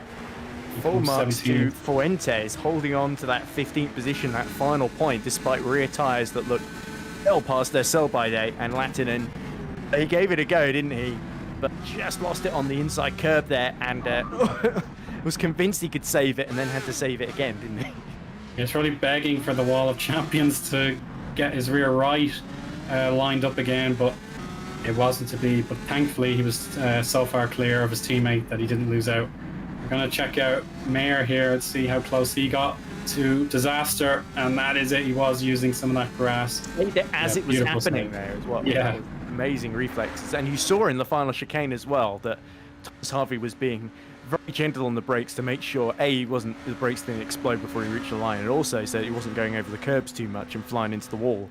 And that meant Jack Mayer was right behind him as they crossed the line. So there was a little opportunity, but not unless Jack Mayer crashed into him. Yeah, that was pivotal, but there we go. We can summarize the race in full with these provisional results. Thomas Harvey getting a fabulous run from 5th place to win race 1. Jack Mayer will be concerned about how it fell apart with that mistake at turn 3, but 2nd place is still solid enough. Mike Quint getting yet another podium to keep his championship bid going. The Netrex duo, Watson and Martin, 4th and 5th. That agreement giving Watson the place back. Hamming, solid as ever, P6. Vincent Guts, he'll be celebrating with his teammate, no doubt, in 7th. Lakini making his pace count in 8th. And then the TCS off guys, contrasting fortunes there, with Lahu losing 2nd place and Mooney are gaining from a grid penalty. And completing the points paying positions, it's Russo, Gazowski, and Latinen there, who almost threw it away. He rescued it. Koenig for Frisland as well in 14th. And then Fuentes with the amazing just defensive job there to get him the point. Hoekstra, best of the rest, 16th. Taras, be disappointed losing it on the point, but he can try again for race 2. Klont, we saw him a lap down, but he'll be raring to go again. With the chance from 18th. Miram, his home race, 19th, and Marino, 20th. And then the retirements, Pattison, Freilich disconnected there, Berzins, Nizio, Pisjan, Mitchell, and then the final driver was Berzins, wasn't it? So yeah, we're now resetting the server to go again. So good time for a break, so stay tuned. We'll be back in a few minutes.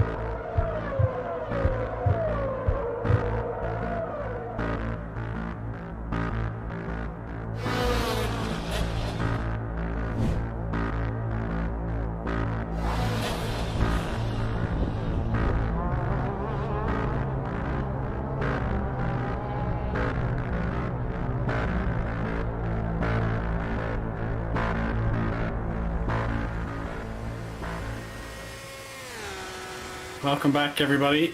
Appreciate you waiting for our quick break, but we have some news on the reverse grid draw, and the winning number was 6, and that means Frank Hamming ascends to P1. But in fairness, Ed, I believe the drivers who finished on the podium, Harvey, Mir, and Quint, will all be happy with that because they don't lose out too much either. No, it's only the top 10 that get reversed, is it, in FS1? Or is it top 15? I think it might be 12 thereabouts I've seen. So. Yeah, it's somewhere. Okay, it's in between my two answers then, so I'm wrong on both counts. But there we go. So you said I corrected you earlier, so this is me paying you back by making a fool of myself. But anyway, there were a lot of drivers who didn't have a great, like you say, the top 3 I think did very well. Netrex as well won, and of course our pole sitter Frank Hamming actually had a very good going from I think 13th or 14th on the grid to 6th. I don't want to say a sort of silent assassin, I think is the phrase that comes to mind when I think of Frank Hamming, because he's not someone who you genuinely think of as someone who in races or get on the podium, and I think he's got a few podiums this season, but otherwise he's not had too much luck for HGP. Another big opportunity for him, and we saw him leading at the Nürburgring earlier in the season in the wet. A brave call on the inters, I think, and then it turned into full wet conditions, and he had to pit with everyone else for full wets. And those who stayed out, which funnily enough was Harvey and Meyer, winning the race there. On this occasion, no rain in sight, and Hamming has definitely got the pace where if he can build up enough of a gap before the front runners catch him, hold on in the 23-lap race. This is where tyre choice is going to become really important now, because do you go on the softs, pit for the mediums? We saw them able to do about 15 laps, don't we? So it's not like you're going to be able to run one set to the end, is it? Yeah, that's certainly true, Ed. So, yeah, they have the data in mind now. So the soft tyres definitely won't make it to the end.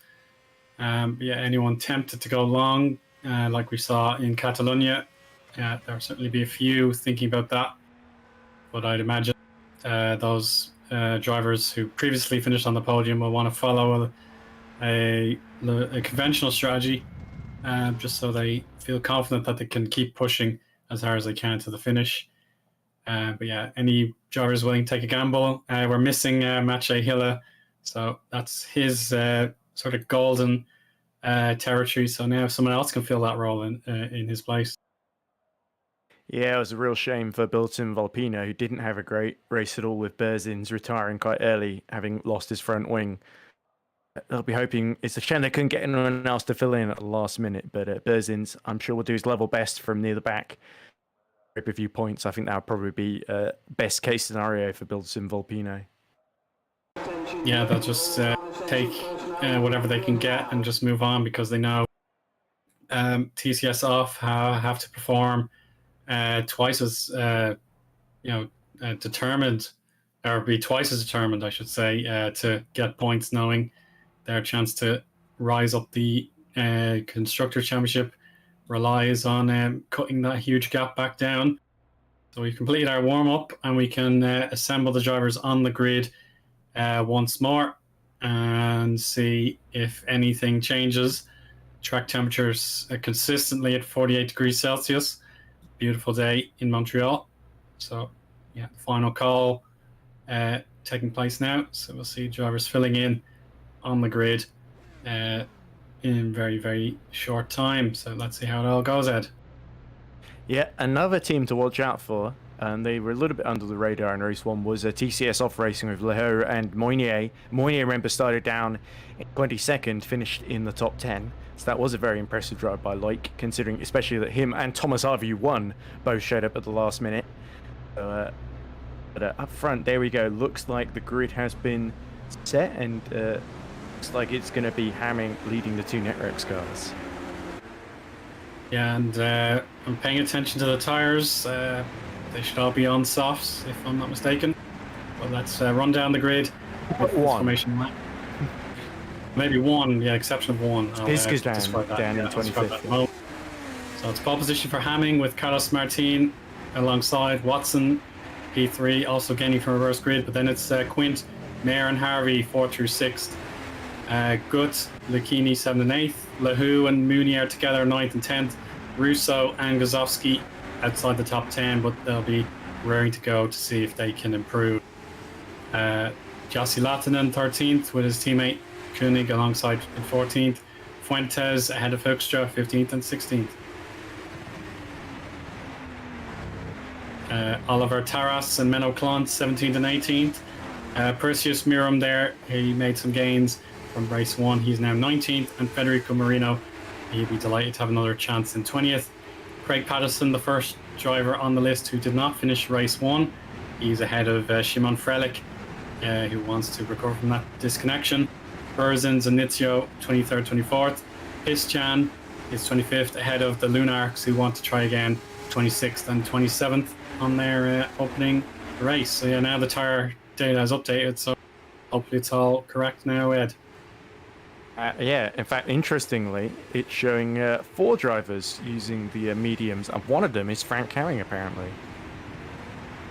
Goodness gracious, yeah, that's a huge gamble if that is the case. I'm looking on stream and I'm seeing him on soft, so, and I've seen the Netrexes actually on the mediums. Maybe. And Mike Quint as well. So, yeah, so on race view, it should be blue for softs and green for mediums. So yeah, we'll keep that in mind just to verify that. They're an aggressive line up there for Hamming on his grid box. With Chris Butcher at the end of the queue getting into his position, so he's on softs. It seems like the mediums are very popular now, so they'll want to see if they can take them all the way to the finish. But for Hamming, you'll have to gun it from this very first moment on, waiting for the lights to appear. They're just out of frame, which is slightly annoying. Yeah, the very top corner there, you can see 2 of them waiting for the 5th, and then the release. And we're away. How does Mark Frank Hamming nearly didn't get away. Oh, yeah, the positioning doesn't work out for Hamming. Martin goes very deep, and he's going to understeer wide, blocking his teammate.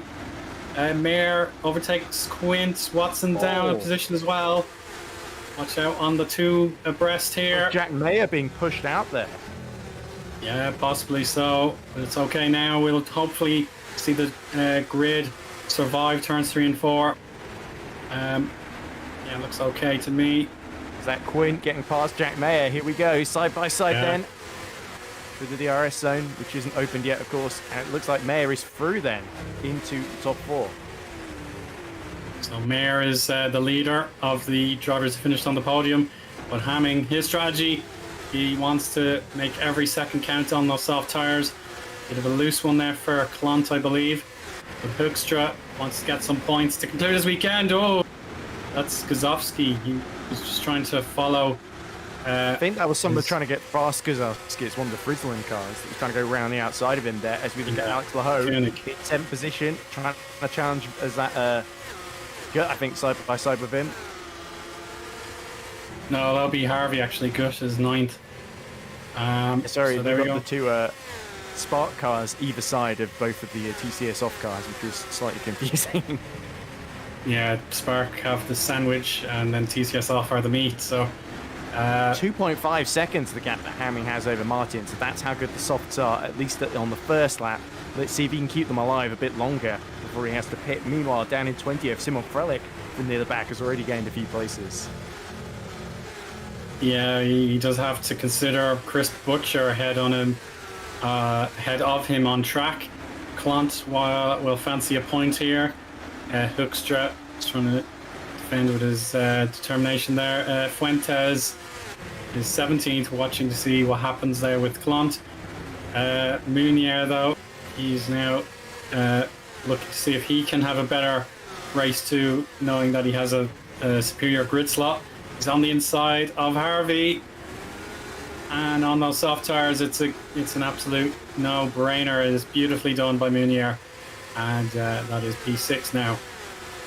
Yeah, there was no point for Thomas Harvey to fight that one. He can stay out a bit longer, get revenge when he gets to put the softs on. But Frank Hamming 3.2 seconds now ahead of Carlos Martin. Netrexes are staying out here. Surely Hamming is going to have to pit and come out behind them. Yeah, I'm absolutely certain there will be a HGP planned pit stop possibly in 12 or 13 laps time. Still a long way to go though, as we're only in lap 3. Quint, yeah, there's smoke emerging there in the camera shot, but yeah, we'll see how Quint gets on. Following, yeah, it could be Quint actually. He's overheating a little bit. It's worrying early on because that means he's overheated on the formation lap potentially, as there's Menno making a place up into the top 15 past Hoekstra. Yeah, it was a clinical move into turn 6. With a counter-attack in the background is on one of the Lunark drivers. That's Butcher. So he's up to 17th now. Fuentes has to try again next time. The pressure now will be on the shoulders of Quinton with Munier. He's going to get more DRS now. Let's see if there's any opportunity to move ahead in the DRS train. Or just trying to get some heat out of that engine to stop it overheating. But now it's Hoekstra down another position unless he can fight back. No, he's gonna be caught down again. Through goes Fuentes, so Hoekstra losing out further. Butcher is now 1 car away from a point for Lunark's debut. But now Jack Mayer start to the race for Chris Butcher from the very back of the grid up to the 16th place. Yeah, absolutely fantastic so far, and you'll see if he can keep it up.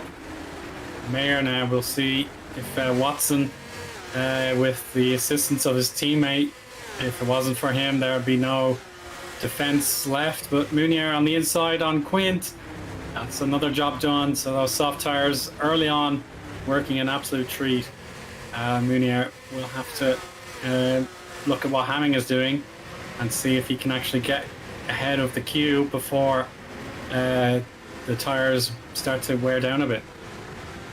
Good point. Like Moynier has to make hay while the sun shines. Since TCS Off Racing split the strategy, going to try and get the mediums. He's trying to do what he did in Spain, where he finished in the top 5, starting from the very back of the grid on the harder to compound.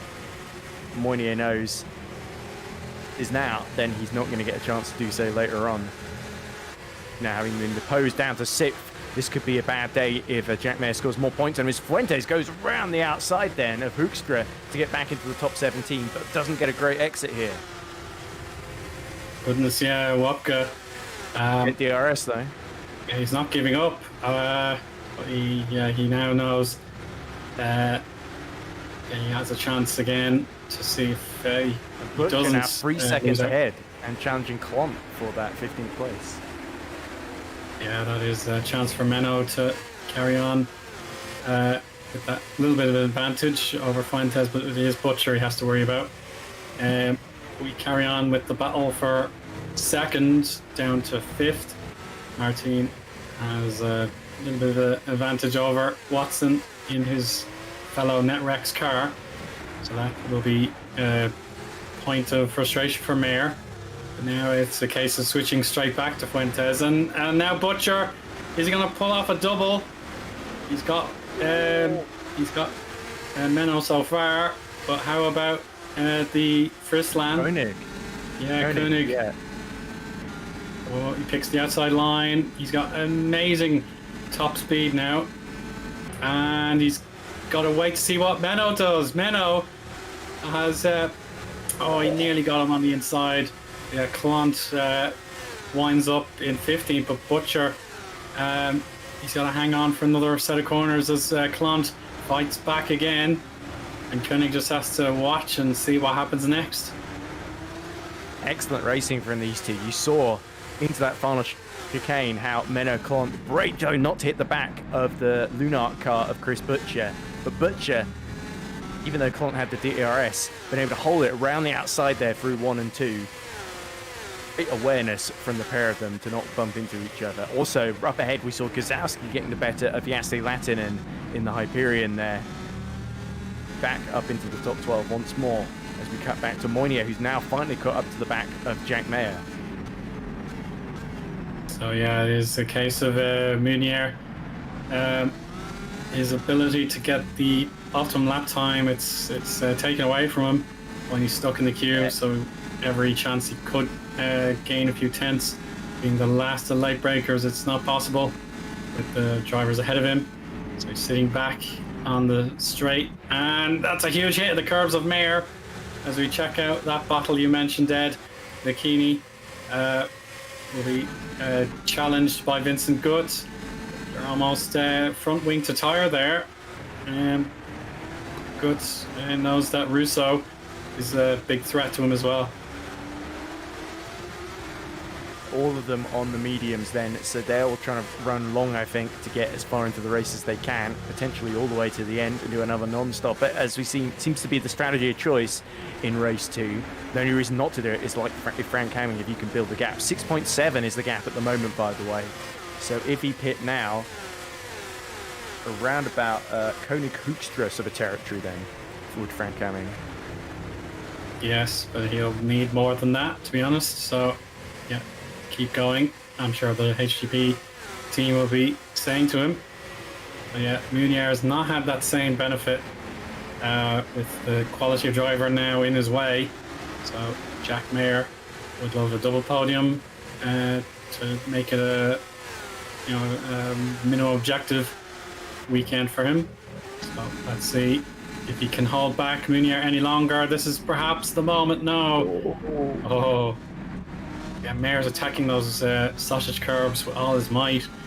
But Watson, very similar approach to those corners. He's not letting them up at all. Butcher continues his rise as well. He's passed Yassi Latinen for 13th position, as we just saw there. But Moynier, I thought, was being very, very conservative there. As you see Chris Butcher up the inside of Gazowski on the mediums. Oh, beautiful move there again from Chris Butcher. He is absolutely flying. Oh, fantastic. Well done, Chris. And he'll carry on this form now with clean air. Russo is 3 and a bit seconds further up the road. So this is the Lunark team. They're going to be rallying their driver on. But Gazowski is more defending to do, because Latinen is right there in 14th, and you want to make another gain. And they'll check out another instance of Munier versus Mayer, with Quint watching it with interest. Here's the thing though, the soft tyres are starting to wear a bit, because Hamming's last lap was only 2 tenths quicker than Carlos Martin behind him. Starting to see the soft tyres, even in clear air, a bit, and it's affecting the performance. So Hamming, the only reason to start is hope that there's a train of cars that hold each other up behind, and that creates a gap for him to pit into. Yeah, you'll continue to see what happens as Latinen. Yeah, he's going to take the alternate route, having missed the chicane entirely. So that'll be thank you very much from Gazowski and Clont, who are now ahead. So let's check out the replay to see exactly what occurred. But for now, Carlos Martin, he must have made a mistake. Maybe no, it wasn't Martin. No, I don't think anything happened to Martin. No. I think that was just live footage of Martin getting through 10-3. And 4. But anyway, he is the one holding up this big train of cars at the moment. Keep an eye on Martin's sector times, 2 tenths slower than Hamming in the first sector on this lap. And look at Jack Mayer absolutely pushing. So he has been patiently waiting for his moment. Back of this train, we've got... oh, here's Munier. Is that it? Yes, it is. The inside line was a glorious... really wide there, didn't he? Yeah, Munier was just a little bit too far wide, and Munier delighted to see that opening, and he just waltzed through it.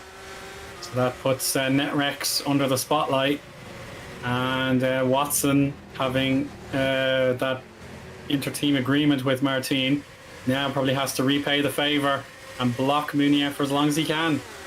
Oh, but how long can that be? And you see already he's doing a great job of that. And now Netrex, just like we saw in race 2 in Barcelona, are in a position where they've got to potentially defend a 1-2 those on fresher tyres behind later in the race. Yeah, that's it, exactly. So they're trying to use that knowledge from Spain, and there's a replay of, Moynier just had to cut out of the throttle there. Yeah, he couldn't complete that move. It was too risky. Yeah, Carlos Martin, he's now going to stabilise his times to the leader Hamming. Only a few tenths between them now per lap. yeah, Hamming, you'll want to hope and see that 20-second gap on the timing tower appear for the likes of possibly Chris Butcher. He knows on the same compound of tire as him, so that's where he's target to see what Butcher can do, and then if he can get ahead of him, that would be ideal. So let's check out Munier's pass at the hairpin on Mayer. The don't send it decal was blissfully Left plenty ignored. of space. Let's put it that way. Left room. No doubt Someone about fighting for a championship, a second championship in FS1 indeed. He's going for the double FS2 and FS1 in consecutive years. So yeah, that will be a massive honor for Mayer if he can. Correcting me again there, sorry. Yeah, he got promoted from Latin FS2. and Gazowski side by side again. These two are just inseparable, aren't they? Looks like Koenig wants a piece of the action as well, as Latin nearly bumps into the back of Gazowski for turn 2, and it's Hoekstra who's first to pit on the softs. Yeah, spot on, Ed. So yeah, this will be the data that Hamming will want to see. Hoekstra for his team can deliver strong lap times on a new compound of tires. That's what he'll want to hear. Lap by lap. Still lapping 3 tenths quicker than Martin behind, by the way, as the gap 8.3 seconds. Yeah, there's still a very, very enlightening lead there for Frank. But it's got to carry on with those little extra tenths per lap gain from Martin. But Alex Lahou in the bottom of the queue there. You can see Thomas Harvey. And certainly recent lap times have shown he can compete for better than what he's got right now. But it's Munier under the cosh here. He needs to find 2 more overtakes while those tires are still going to give a little bit of performance. 12 laps though, surely the Netrex guys can just hold position and then be able to pit, you would think, as Gazowski's already won the Frieslands, so that's Latin ahead. And now Koenig, he wants a piece of it as well. Gazowski and the Hyperion battling on. The support for him in chat, not least from his teammate who retired earlier in the previous race, cheering Gazowski on, during Gasly Latin on as well. So it's great to see in chat. Yeah, brilliant that the viewers can chime in the YouTube and say what they want. So yeah, cheering on the drivers, they'll appreciate that, even if they are not aware as they compete. So the P4 battle rages on. A bit of a tank slapper there for Lahou, but that's no problem. He's on the medium tires, so they'll last a bit longer. Should be near enough to the end of the race, as you've said, Ed. So yeah, Lahou just wants to follow in the wake of race 1's triumphant driver. Oh no! Oh, dear, that's too far over the curb there, and he's blocking the track too. Oh, there. And that's really sucks for Lucchini. Oh, and he's collected the, I think, is that Butcher as well? He's had to run really wide to avoid him. Yeah, that was Butcher there, so shouldn't have chanced my arm there. I could have just stopped talking, but it's all over. Alex Lahou out of the race at the final chicane. What's really frustrating is you could tell he was waiting at the back of this train, saving his tyres. Now he picked the moment to push to chase after Thomas Harvey. And exuberance got the better of him here, didn't it? Went over the curb, unsettled it because he tried to straight line the curve. That was the problem. And then, yeah, made a bit of a pig's ear thing by just staying with the rear tyre on the racing line. And Chris Butcher just swerving across in front of him. So, like reflexes once more from Chris Butcher. Oh, and is that something? Is that Quint smoking a bit, or is that Thomas Harvey smoking the front tyres? Sorry, yeah, it would be Harvey. Yeah, my bad. Is a few seconds behind. Somebody is smoking there, and it's one of these two, and it looks like it might be Mike Quint again. Yeah, that previous. Hamming pits from the lead, by the way. Yeah, so Hamming has been summoned to the pits. You see, with that early reflection of lap pace, Hoekstra in the 120, so that's probably what Hamming needs to see. So he'll rejoin in a few seconds from now, and we'll see what Carlos Martin can do with 10 laps to go. He assumes the race lead, and Quint's previous reliability woes are resurfacing, Yeah, it's a Three more massive drivers in train the for the pits lead. as well. Clont, Lucchini, and Butcher then.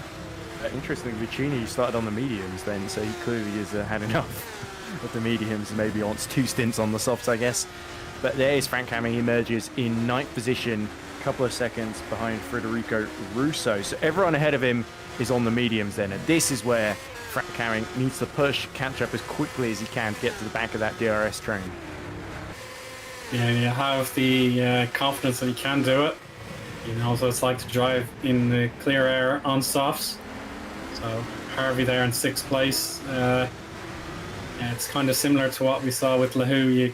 You have to stay patient and obviously stay quick to make sure you don't fall off the queue. And Mounier, he knows his number is going to show up on pit wall very soon, and the alert to box next lap could be coming.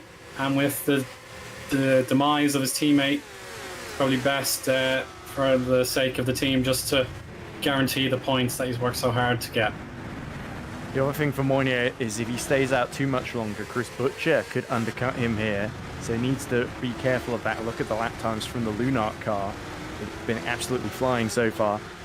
There is Hamming, and there's Perseus Mira making a move on Hoekstra for 16th position. This is the battle just outside the points, but Miram does not get a great run. So here we go, the Canadian side by side with Hoekstra, the Dutchman, in the HGP as they approach the final chicane. Right you are, and who's going to blink first? Hoekstra should have tire advantage, and he makes the count. DRS as well. Yeah, that's exactly it. So Hoekstra carries on, and yeah, you want to make sure that attempt on his position doesn't happen again. So we'll see how that develops. Checking out Thomas Harvey's on board. All he can do is follow Quint and see what happens.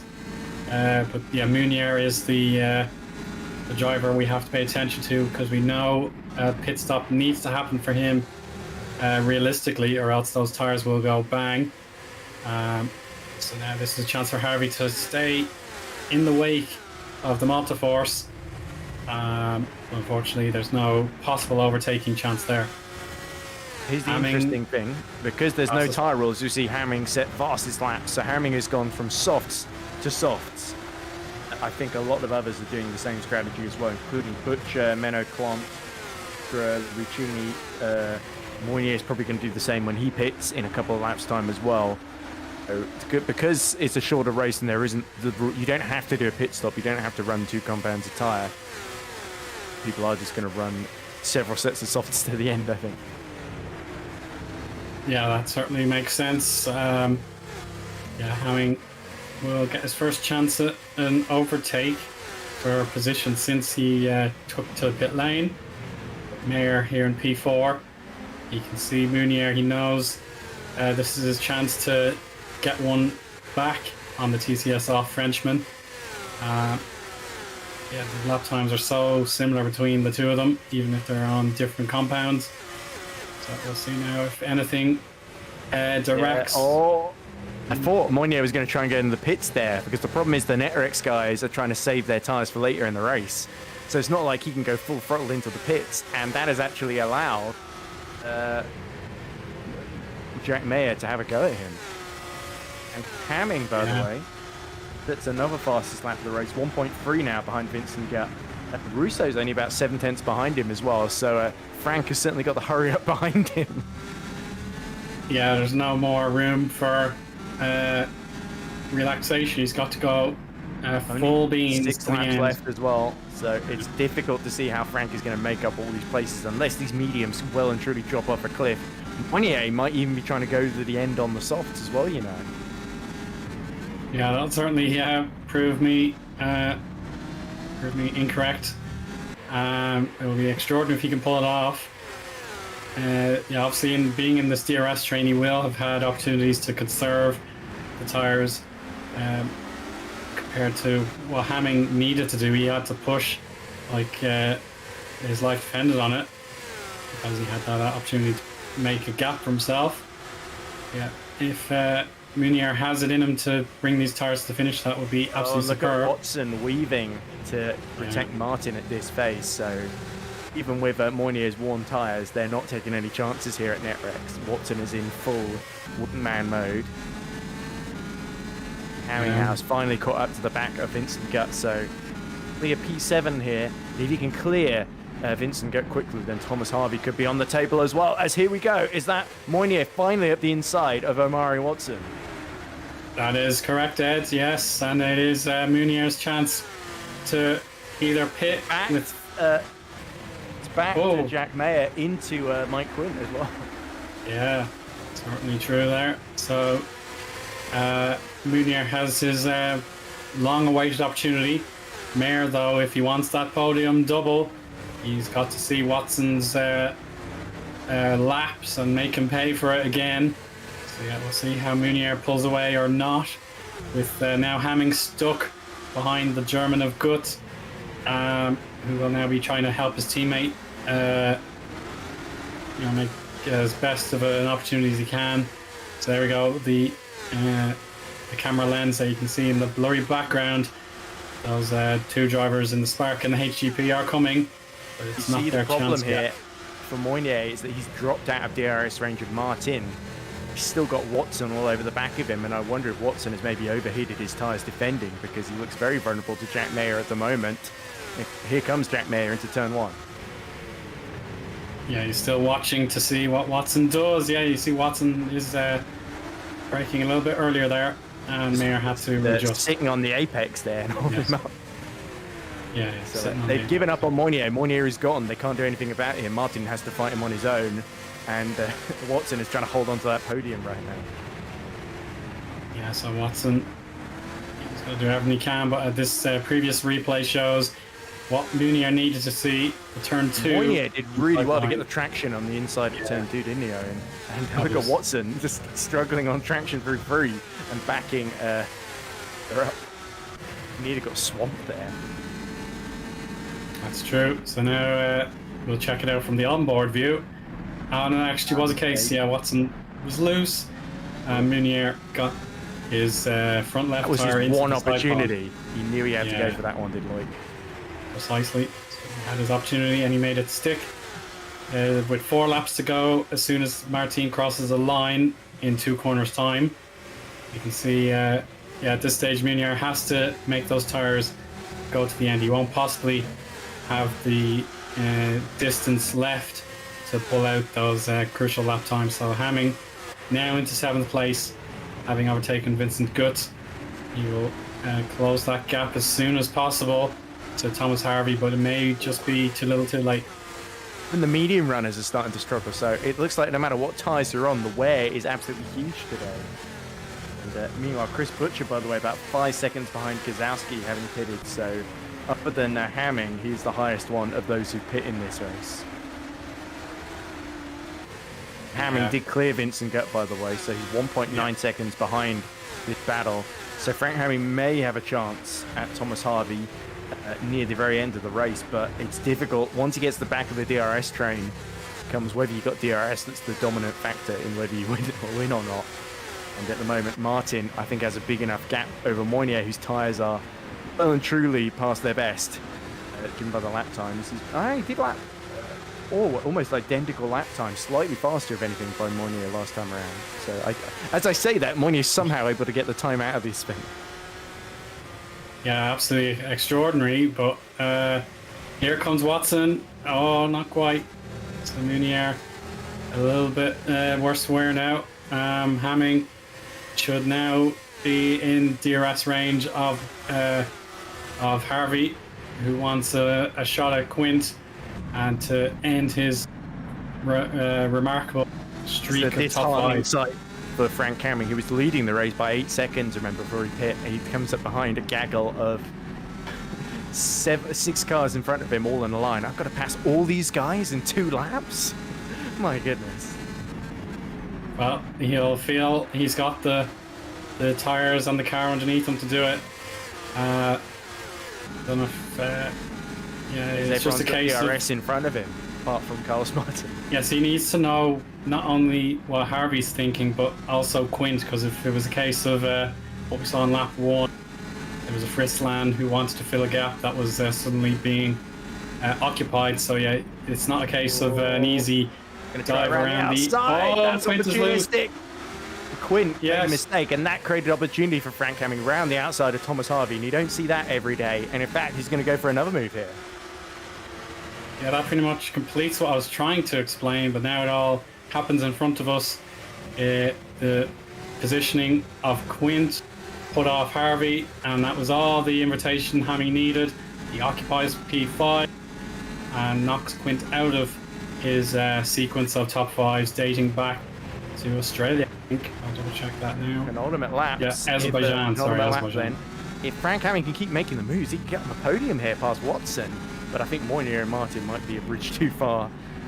I mean, Presti did 2 for 1 there. Almost a special offer up for grabs now. If he can make any more moves. Yeah, he got his precise wish when he needed it, but with 2 to go, yeah, he's got to worry, be wary. He doesn't overheat those Yes. rears on those softs too much, because if he does, then that's that golden opportunity gone if he makes a mistake here. So he's got to keep it together. Still good points here up for grabs for HGP, even if they can't get on the podium. Yeah, they'd be delighted with this outcome.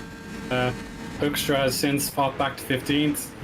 Moynier defending again. Oh, Air's going to go up the inside of Watson, is he? No, not quite. Look at them all trying to get the slipstream off of one another because they know Hamming's coming. yeah, they have to kind of play the game of weakest link, gang up on the driver they think has the most performance in Around the outside, and that creates the opportunity for Hamming as well. Yeah, Mounier really losing falling out. off He pushed the grid us off now. too far. It was a brave attempt though. Surely Hamming's going to go up the inside here, and Moynier has to take to the runoff. Yeah, so he does his he's come best. out right Yeah, he's going between slow. Quint ideal. will gain his 5th place back.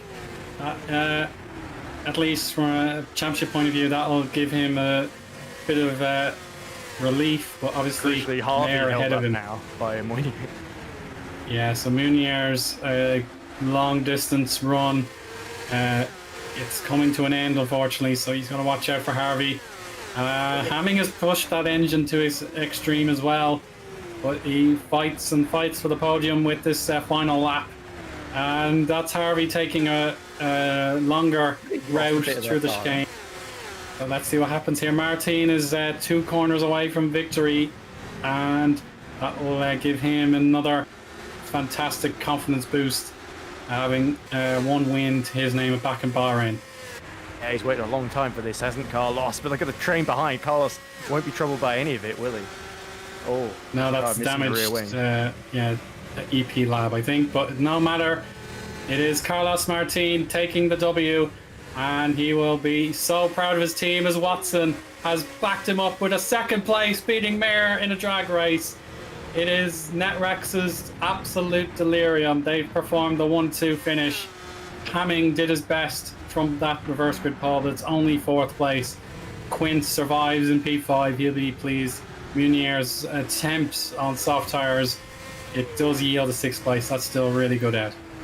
And also very good, Chris Butcher finishing in the top 12. First finish for the new Lunark team, and Butcher, I think, almost did as well as Frank Hamming there. And like you say about Moynier, the only man to start on soft and finish on the same set of soft tires. In the end, didn't quite get the podium, 6th position in the end, but still, TCS Off Racing desperately needed those points on a day where Netrex scored not just a double podium as they did in Barcelona, but a 1-2 this time. You see Hoekstra take the final point.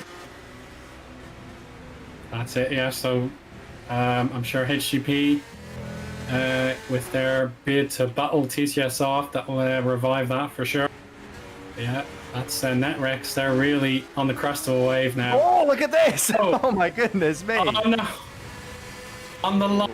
That's that is That really Berzin's, sums up Built-in Volpino's day, hasn't it? With Berzin's being assaulted on the run to the line there. There should have been room for free. Somehow there wasn't. No, they couldn't share the last bit of track. Yeah. Was the championship? We know the top 3 team. Well, certainly TOP still have a sizable advantage, even with Shimon's struggles. But we'll check out the replay. Oh, they're all over the shop. Lucchini going off track there, and then that's Perseus Miram there. So Berzins was just sort of caught in the middle, wasn't he? Yeah, I think he'll be frustrated with that one. That was a case of the driver going wide, trying to stay competitive, and then going to the start-finish straight. Just a bit of a mix-up, but nevertheless, Netrex will be thinking about beating Multiforce now in the championship with that one too. Martin successful on Murray Watson P2. Jack Mayer, double podium event for him with a second and a third. Hamming tried his best from reverse grid pole. Yeah, that is still fantastic to get that kind of double points with the sixth and the fourth. Quint remains steadfast at the top of the championship with another top five. Luke Munier sixth, Harvey seventh, Gut eighth, Russo ninth, and Koenig 10th.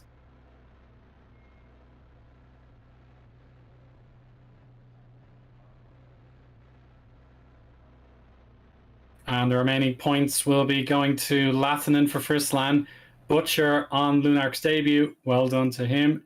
Kozovsky for Hyperion, Menno Kloms getting there from Alta Force, and Wopke Hoekstra with the soft strategy for HGP as well.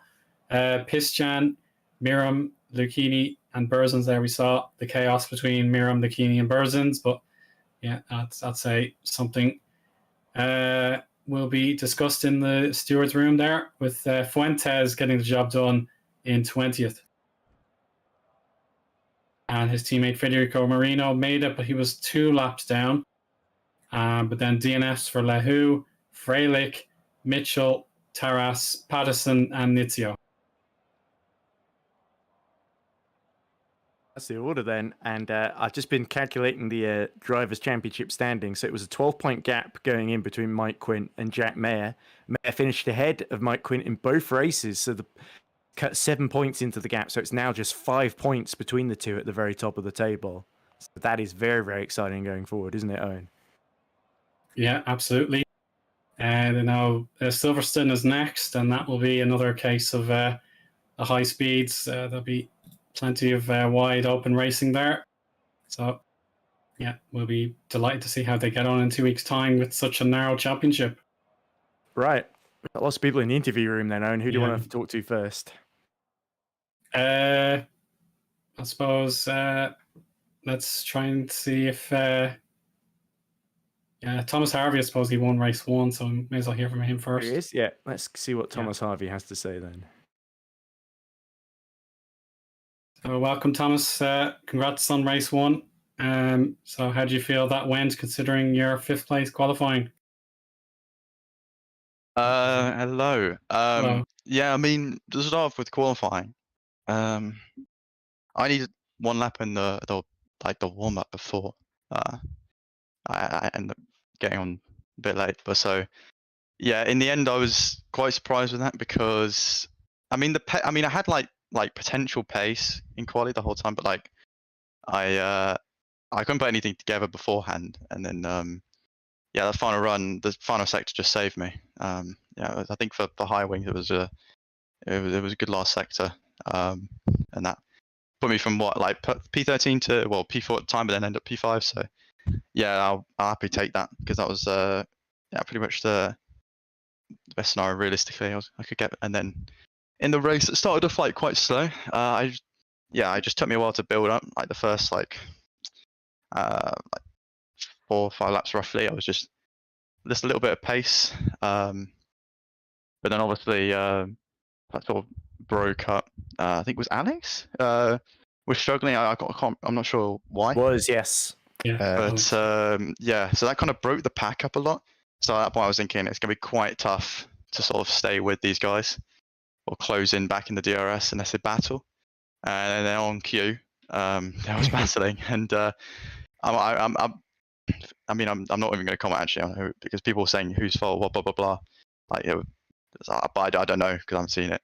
But essentially, that incident. You profit from it a lot. Mm-hmm. I did profit from it exactly, and that's all you can do. That's all I could do at the end of the day.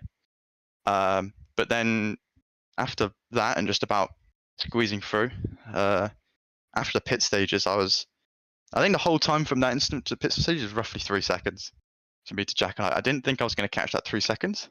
I knew he was weaker on the hards stints, but I didn't I thought he would have measured me, but I just had pretty decent consistency. Didn't really make many errors, and if I did make an error, it was like very tiny. So I was pretty happy with the pace. And then, yeah, obviously he made a mistake in that chicane. That probably cost him because he did sort of match the pace afterwards. Like after I got ahead of him, that error made it so I was like right behind him. So if he didn't make that error, who knows what would happen? But yeah, I took the lead, and yeah, surprisingly took the win. I wasn't really expecting a win in race 1, but yeah, we'll take it. I'm happy with that. So yeah. Yeah, It you reminded me a definitely lot did, of the battle you two had in the Nürburgring in the wet, if you remember, where you both stayed out on the extreme wets. On that occasion, Jack triumphed. On this occasion, you got your own back, put him under pressure, and he made a mistake in turn 3, and that was what decided it. So moving into race 2, a little bit more tricky for you, starting a bit further down the grid. And in the end, you just got pit by Frank Hamming, I think, near the end, who pit for another set of soft tyres. Were you hoping Vincent would hold him up for a bit longer, or was it just a case of being stuck at the back in the DRS train and making the best of it? It would have been nice if Vincent had been a bit longer, but to be fair to him, I think, Frank was always going to have a lot more pace on those softs. That was the reality. I think, to be honest, I'm a bit disappointed with my race too, like how I drove, because I had the pace. It's hard, obviously, when you're in a pack because you're kind of stuck, right? Like everyone, I think, could have said, "Oh, I was a bit quicker than the guy ahead, but I just couldn't get through." Blah blah blah. It was one of them situations. But yeah, at times I thought maybe I should have gone for it now because now it's a bit harder to pass. And then when I did try to go for the pass on Mike, I sort of messed up. I realized too late Mike was going to the inside, nudged him, and lucky I didn't spin him round, but it was quite a hefty hit. So Mike's listening, I'm sorry about that. And that ended up meaning Frank got both of us. He was always going to get me. Probably would have got Mike as well eventually, but yeah, obviously that kind of messed us both up. And then against Loic as well, he did push me wide a bit, but then again, it wasn't really smart for me because should have just waited till the hairpin or the main stroke really. But there we go. So I cost myself. I was just a Loic, and yeah, potentially probably could have been right in behind Jack if I played things differently. But in the end, with the win, it kind of works out all right with the points. I still lost. Well, actually, I don't know what point situation is, but it's very close. But it could have been a good net gain where it wasn't. So it is what it is. But it's still decent. So after race 1, I believe you're ahead of Simon Frelick now. So I think. Yeah, I mean, someone had an absolute disaster. So yeah, that's sadly for him. Yeah, anyway, Thomas, congratulations again. And I'm sure your home race in 2 weeks' time, that will be another. Oh God, that's true. Great. Yeah. Yeah. It's also our home race, I think, Eoin. Yeah, a lot of people will be at the home race, I'm sure, but you'll certainly get a boost from that. Anyway, congrats again, and see you in 2 weeks. All right, thanks, guys. Yeah, Carlos Martin, let's bring him in next. Race 2 winner in. Yeah.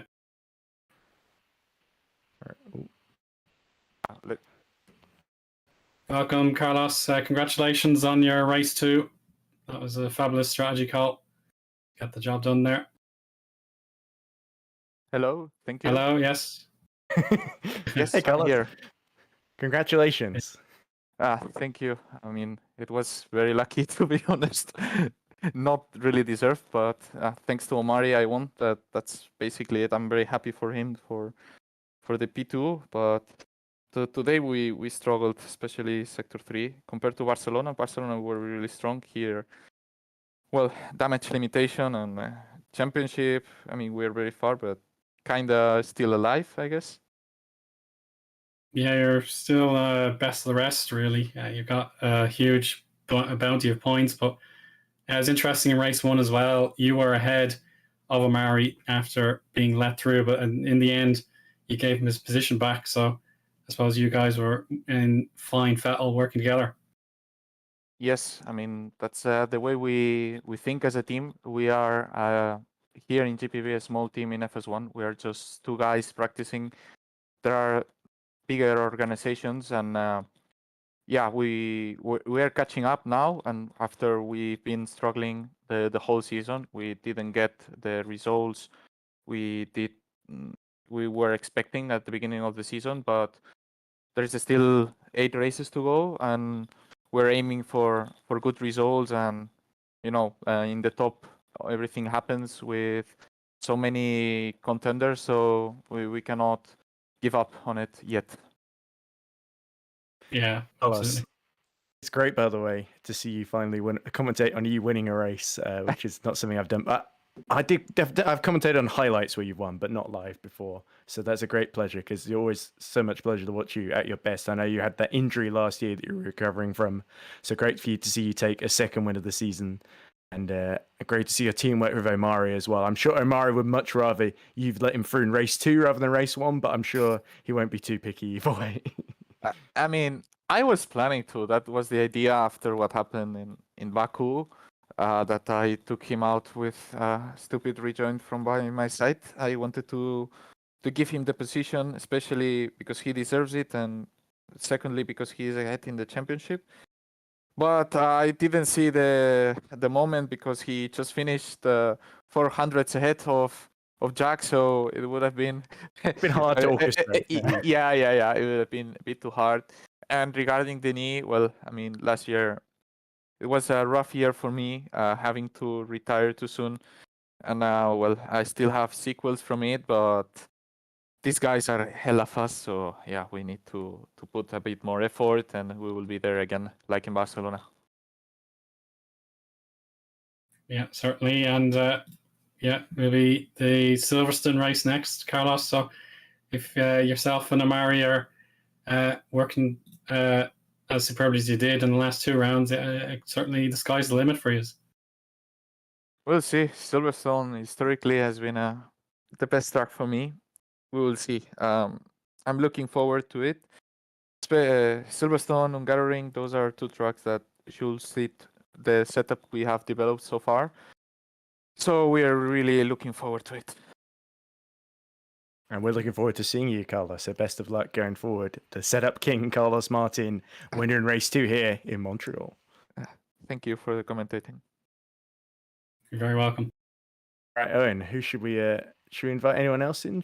I think Jack Mayer is still around. Yeah, Jack and Josh, probably the driver and engineer duo. So. I think Chris Butcher is still there if you want to talk to him. Yeah, Chris is there as well. Yeah. Okay, we're joined by Jack Mayer now. So, hi, gentlemen. Oh, yeah. So, yeah, double podium for you, but in contrast to your teammate, who had a rotten look of it all. So, do you want to comment on your second place, first of all? Well, I think going into tonight, I was probably the most uncomfortable all season, maybe joint with Bahrain. It was a matter of I knew Shimon was faster than me, and there was probably a good idea that Mike was going to be quicker as well. So I really was, any points I gained was good points, and any points I gained on those were just bonus points.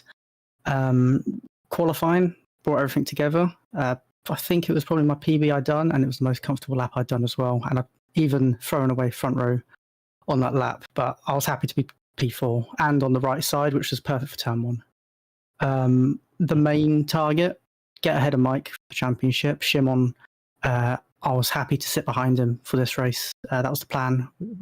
Yeah, halfway through the first stint, I think he started to struggle with the rears, which hadn't really happened in the race sims that we'd done together. I was targeted to pit lap 15, and he was actually going to go 16. He started to drop pace. There was no point in me staying behind. There was no team orders. We've not had team orders all season, so I went for the move. He didn't fight it, and then he had his incident, which I've not actually looked back at, so I'm not going to comment on. All I know is later in the race, he had a disconnect, which is really unfortunate, same as Australia, which is really sad, both for the championship and for Shimon. And yeah, not much we could do about it at the end of the day, unfortunately. Not at all. It's just out of his control. But yeah, with the reverse grid, number 6 for Frank Hamming came out, so you benefit quite a lot having still a very high grid slot. But certainly those soft tires that went off the grain really. But yourself and Loic were very close as well. Yes, I didn't really expect many soft runners to do one stop, especially Loic doing the no stop on the softs. I think starting P6. P5 even, I knew we had a shot at a win, and we did all the way to the end really. but the pace was a little bit slower. We had the two drivers at the front in the same team pulling off fantastic teamwork to keep them both 1-2, even if it was by 400ths. And there really was nothing much we could do. Their only weakness was the chicane, and as much as you try to set them up for the chicane, it's easier said than done, and it really did get tight at times. There was a moment I let Loic past because I thought he was going to box.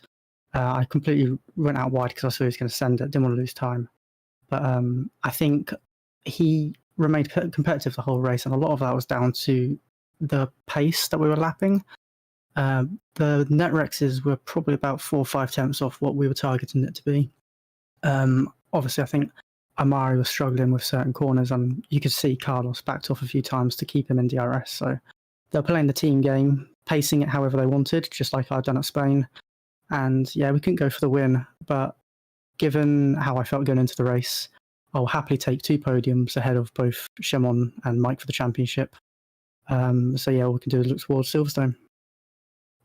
Speaking of the championship, Jack, if things stay as they are, it's 5 points between you and Mike. So surely it's game on going forward. It is game on, especially given how the season started. I think after Bahrain, I'd had the game issue in race 2 Imola and had the incident in lap 1 Bahrain. So I think I was down 70 odd points to Shimon. And with the game issues again at Australia and at Germany race 2, all 3 DNS this season, nothing I could have done. I was in good positions. Probably cost me about 30 points, but we've never kept our head down.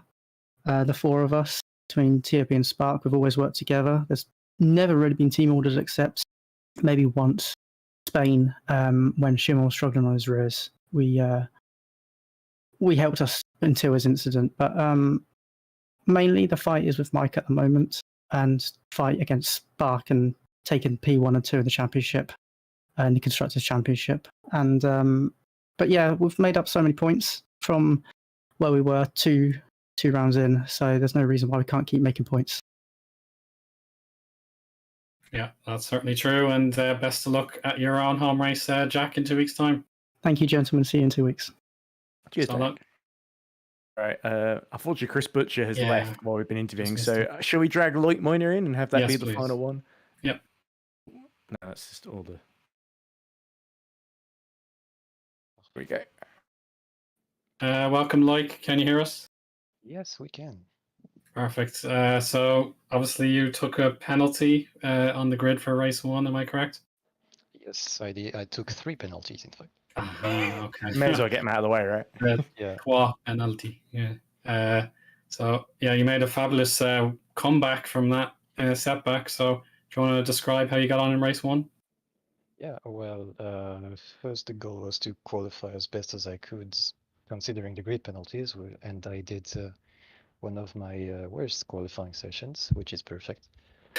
And from there was just take the tires and you make positions. And lap 1 was such a chaos. I shit my pants a little bit, trying to make my way through, but kept my nose and kept my front end so I could get on with the day. Instead, I think I finished lap 1 in 14th.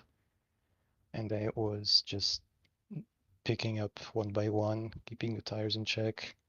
The tire wear was excellent, and finished in terms just behind Alex. You say tyre wear was excellent. Is that what made you decide to try and do the entirety, all 23 laps in race 2 on the soft tyre, like? Or was it something where you were planning to pit and then you changed your mind mid-race? Absolutely not. I just thought, well, I'm not on pole, so I might just take the softs, keep some positions, and after that, I see what happens.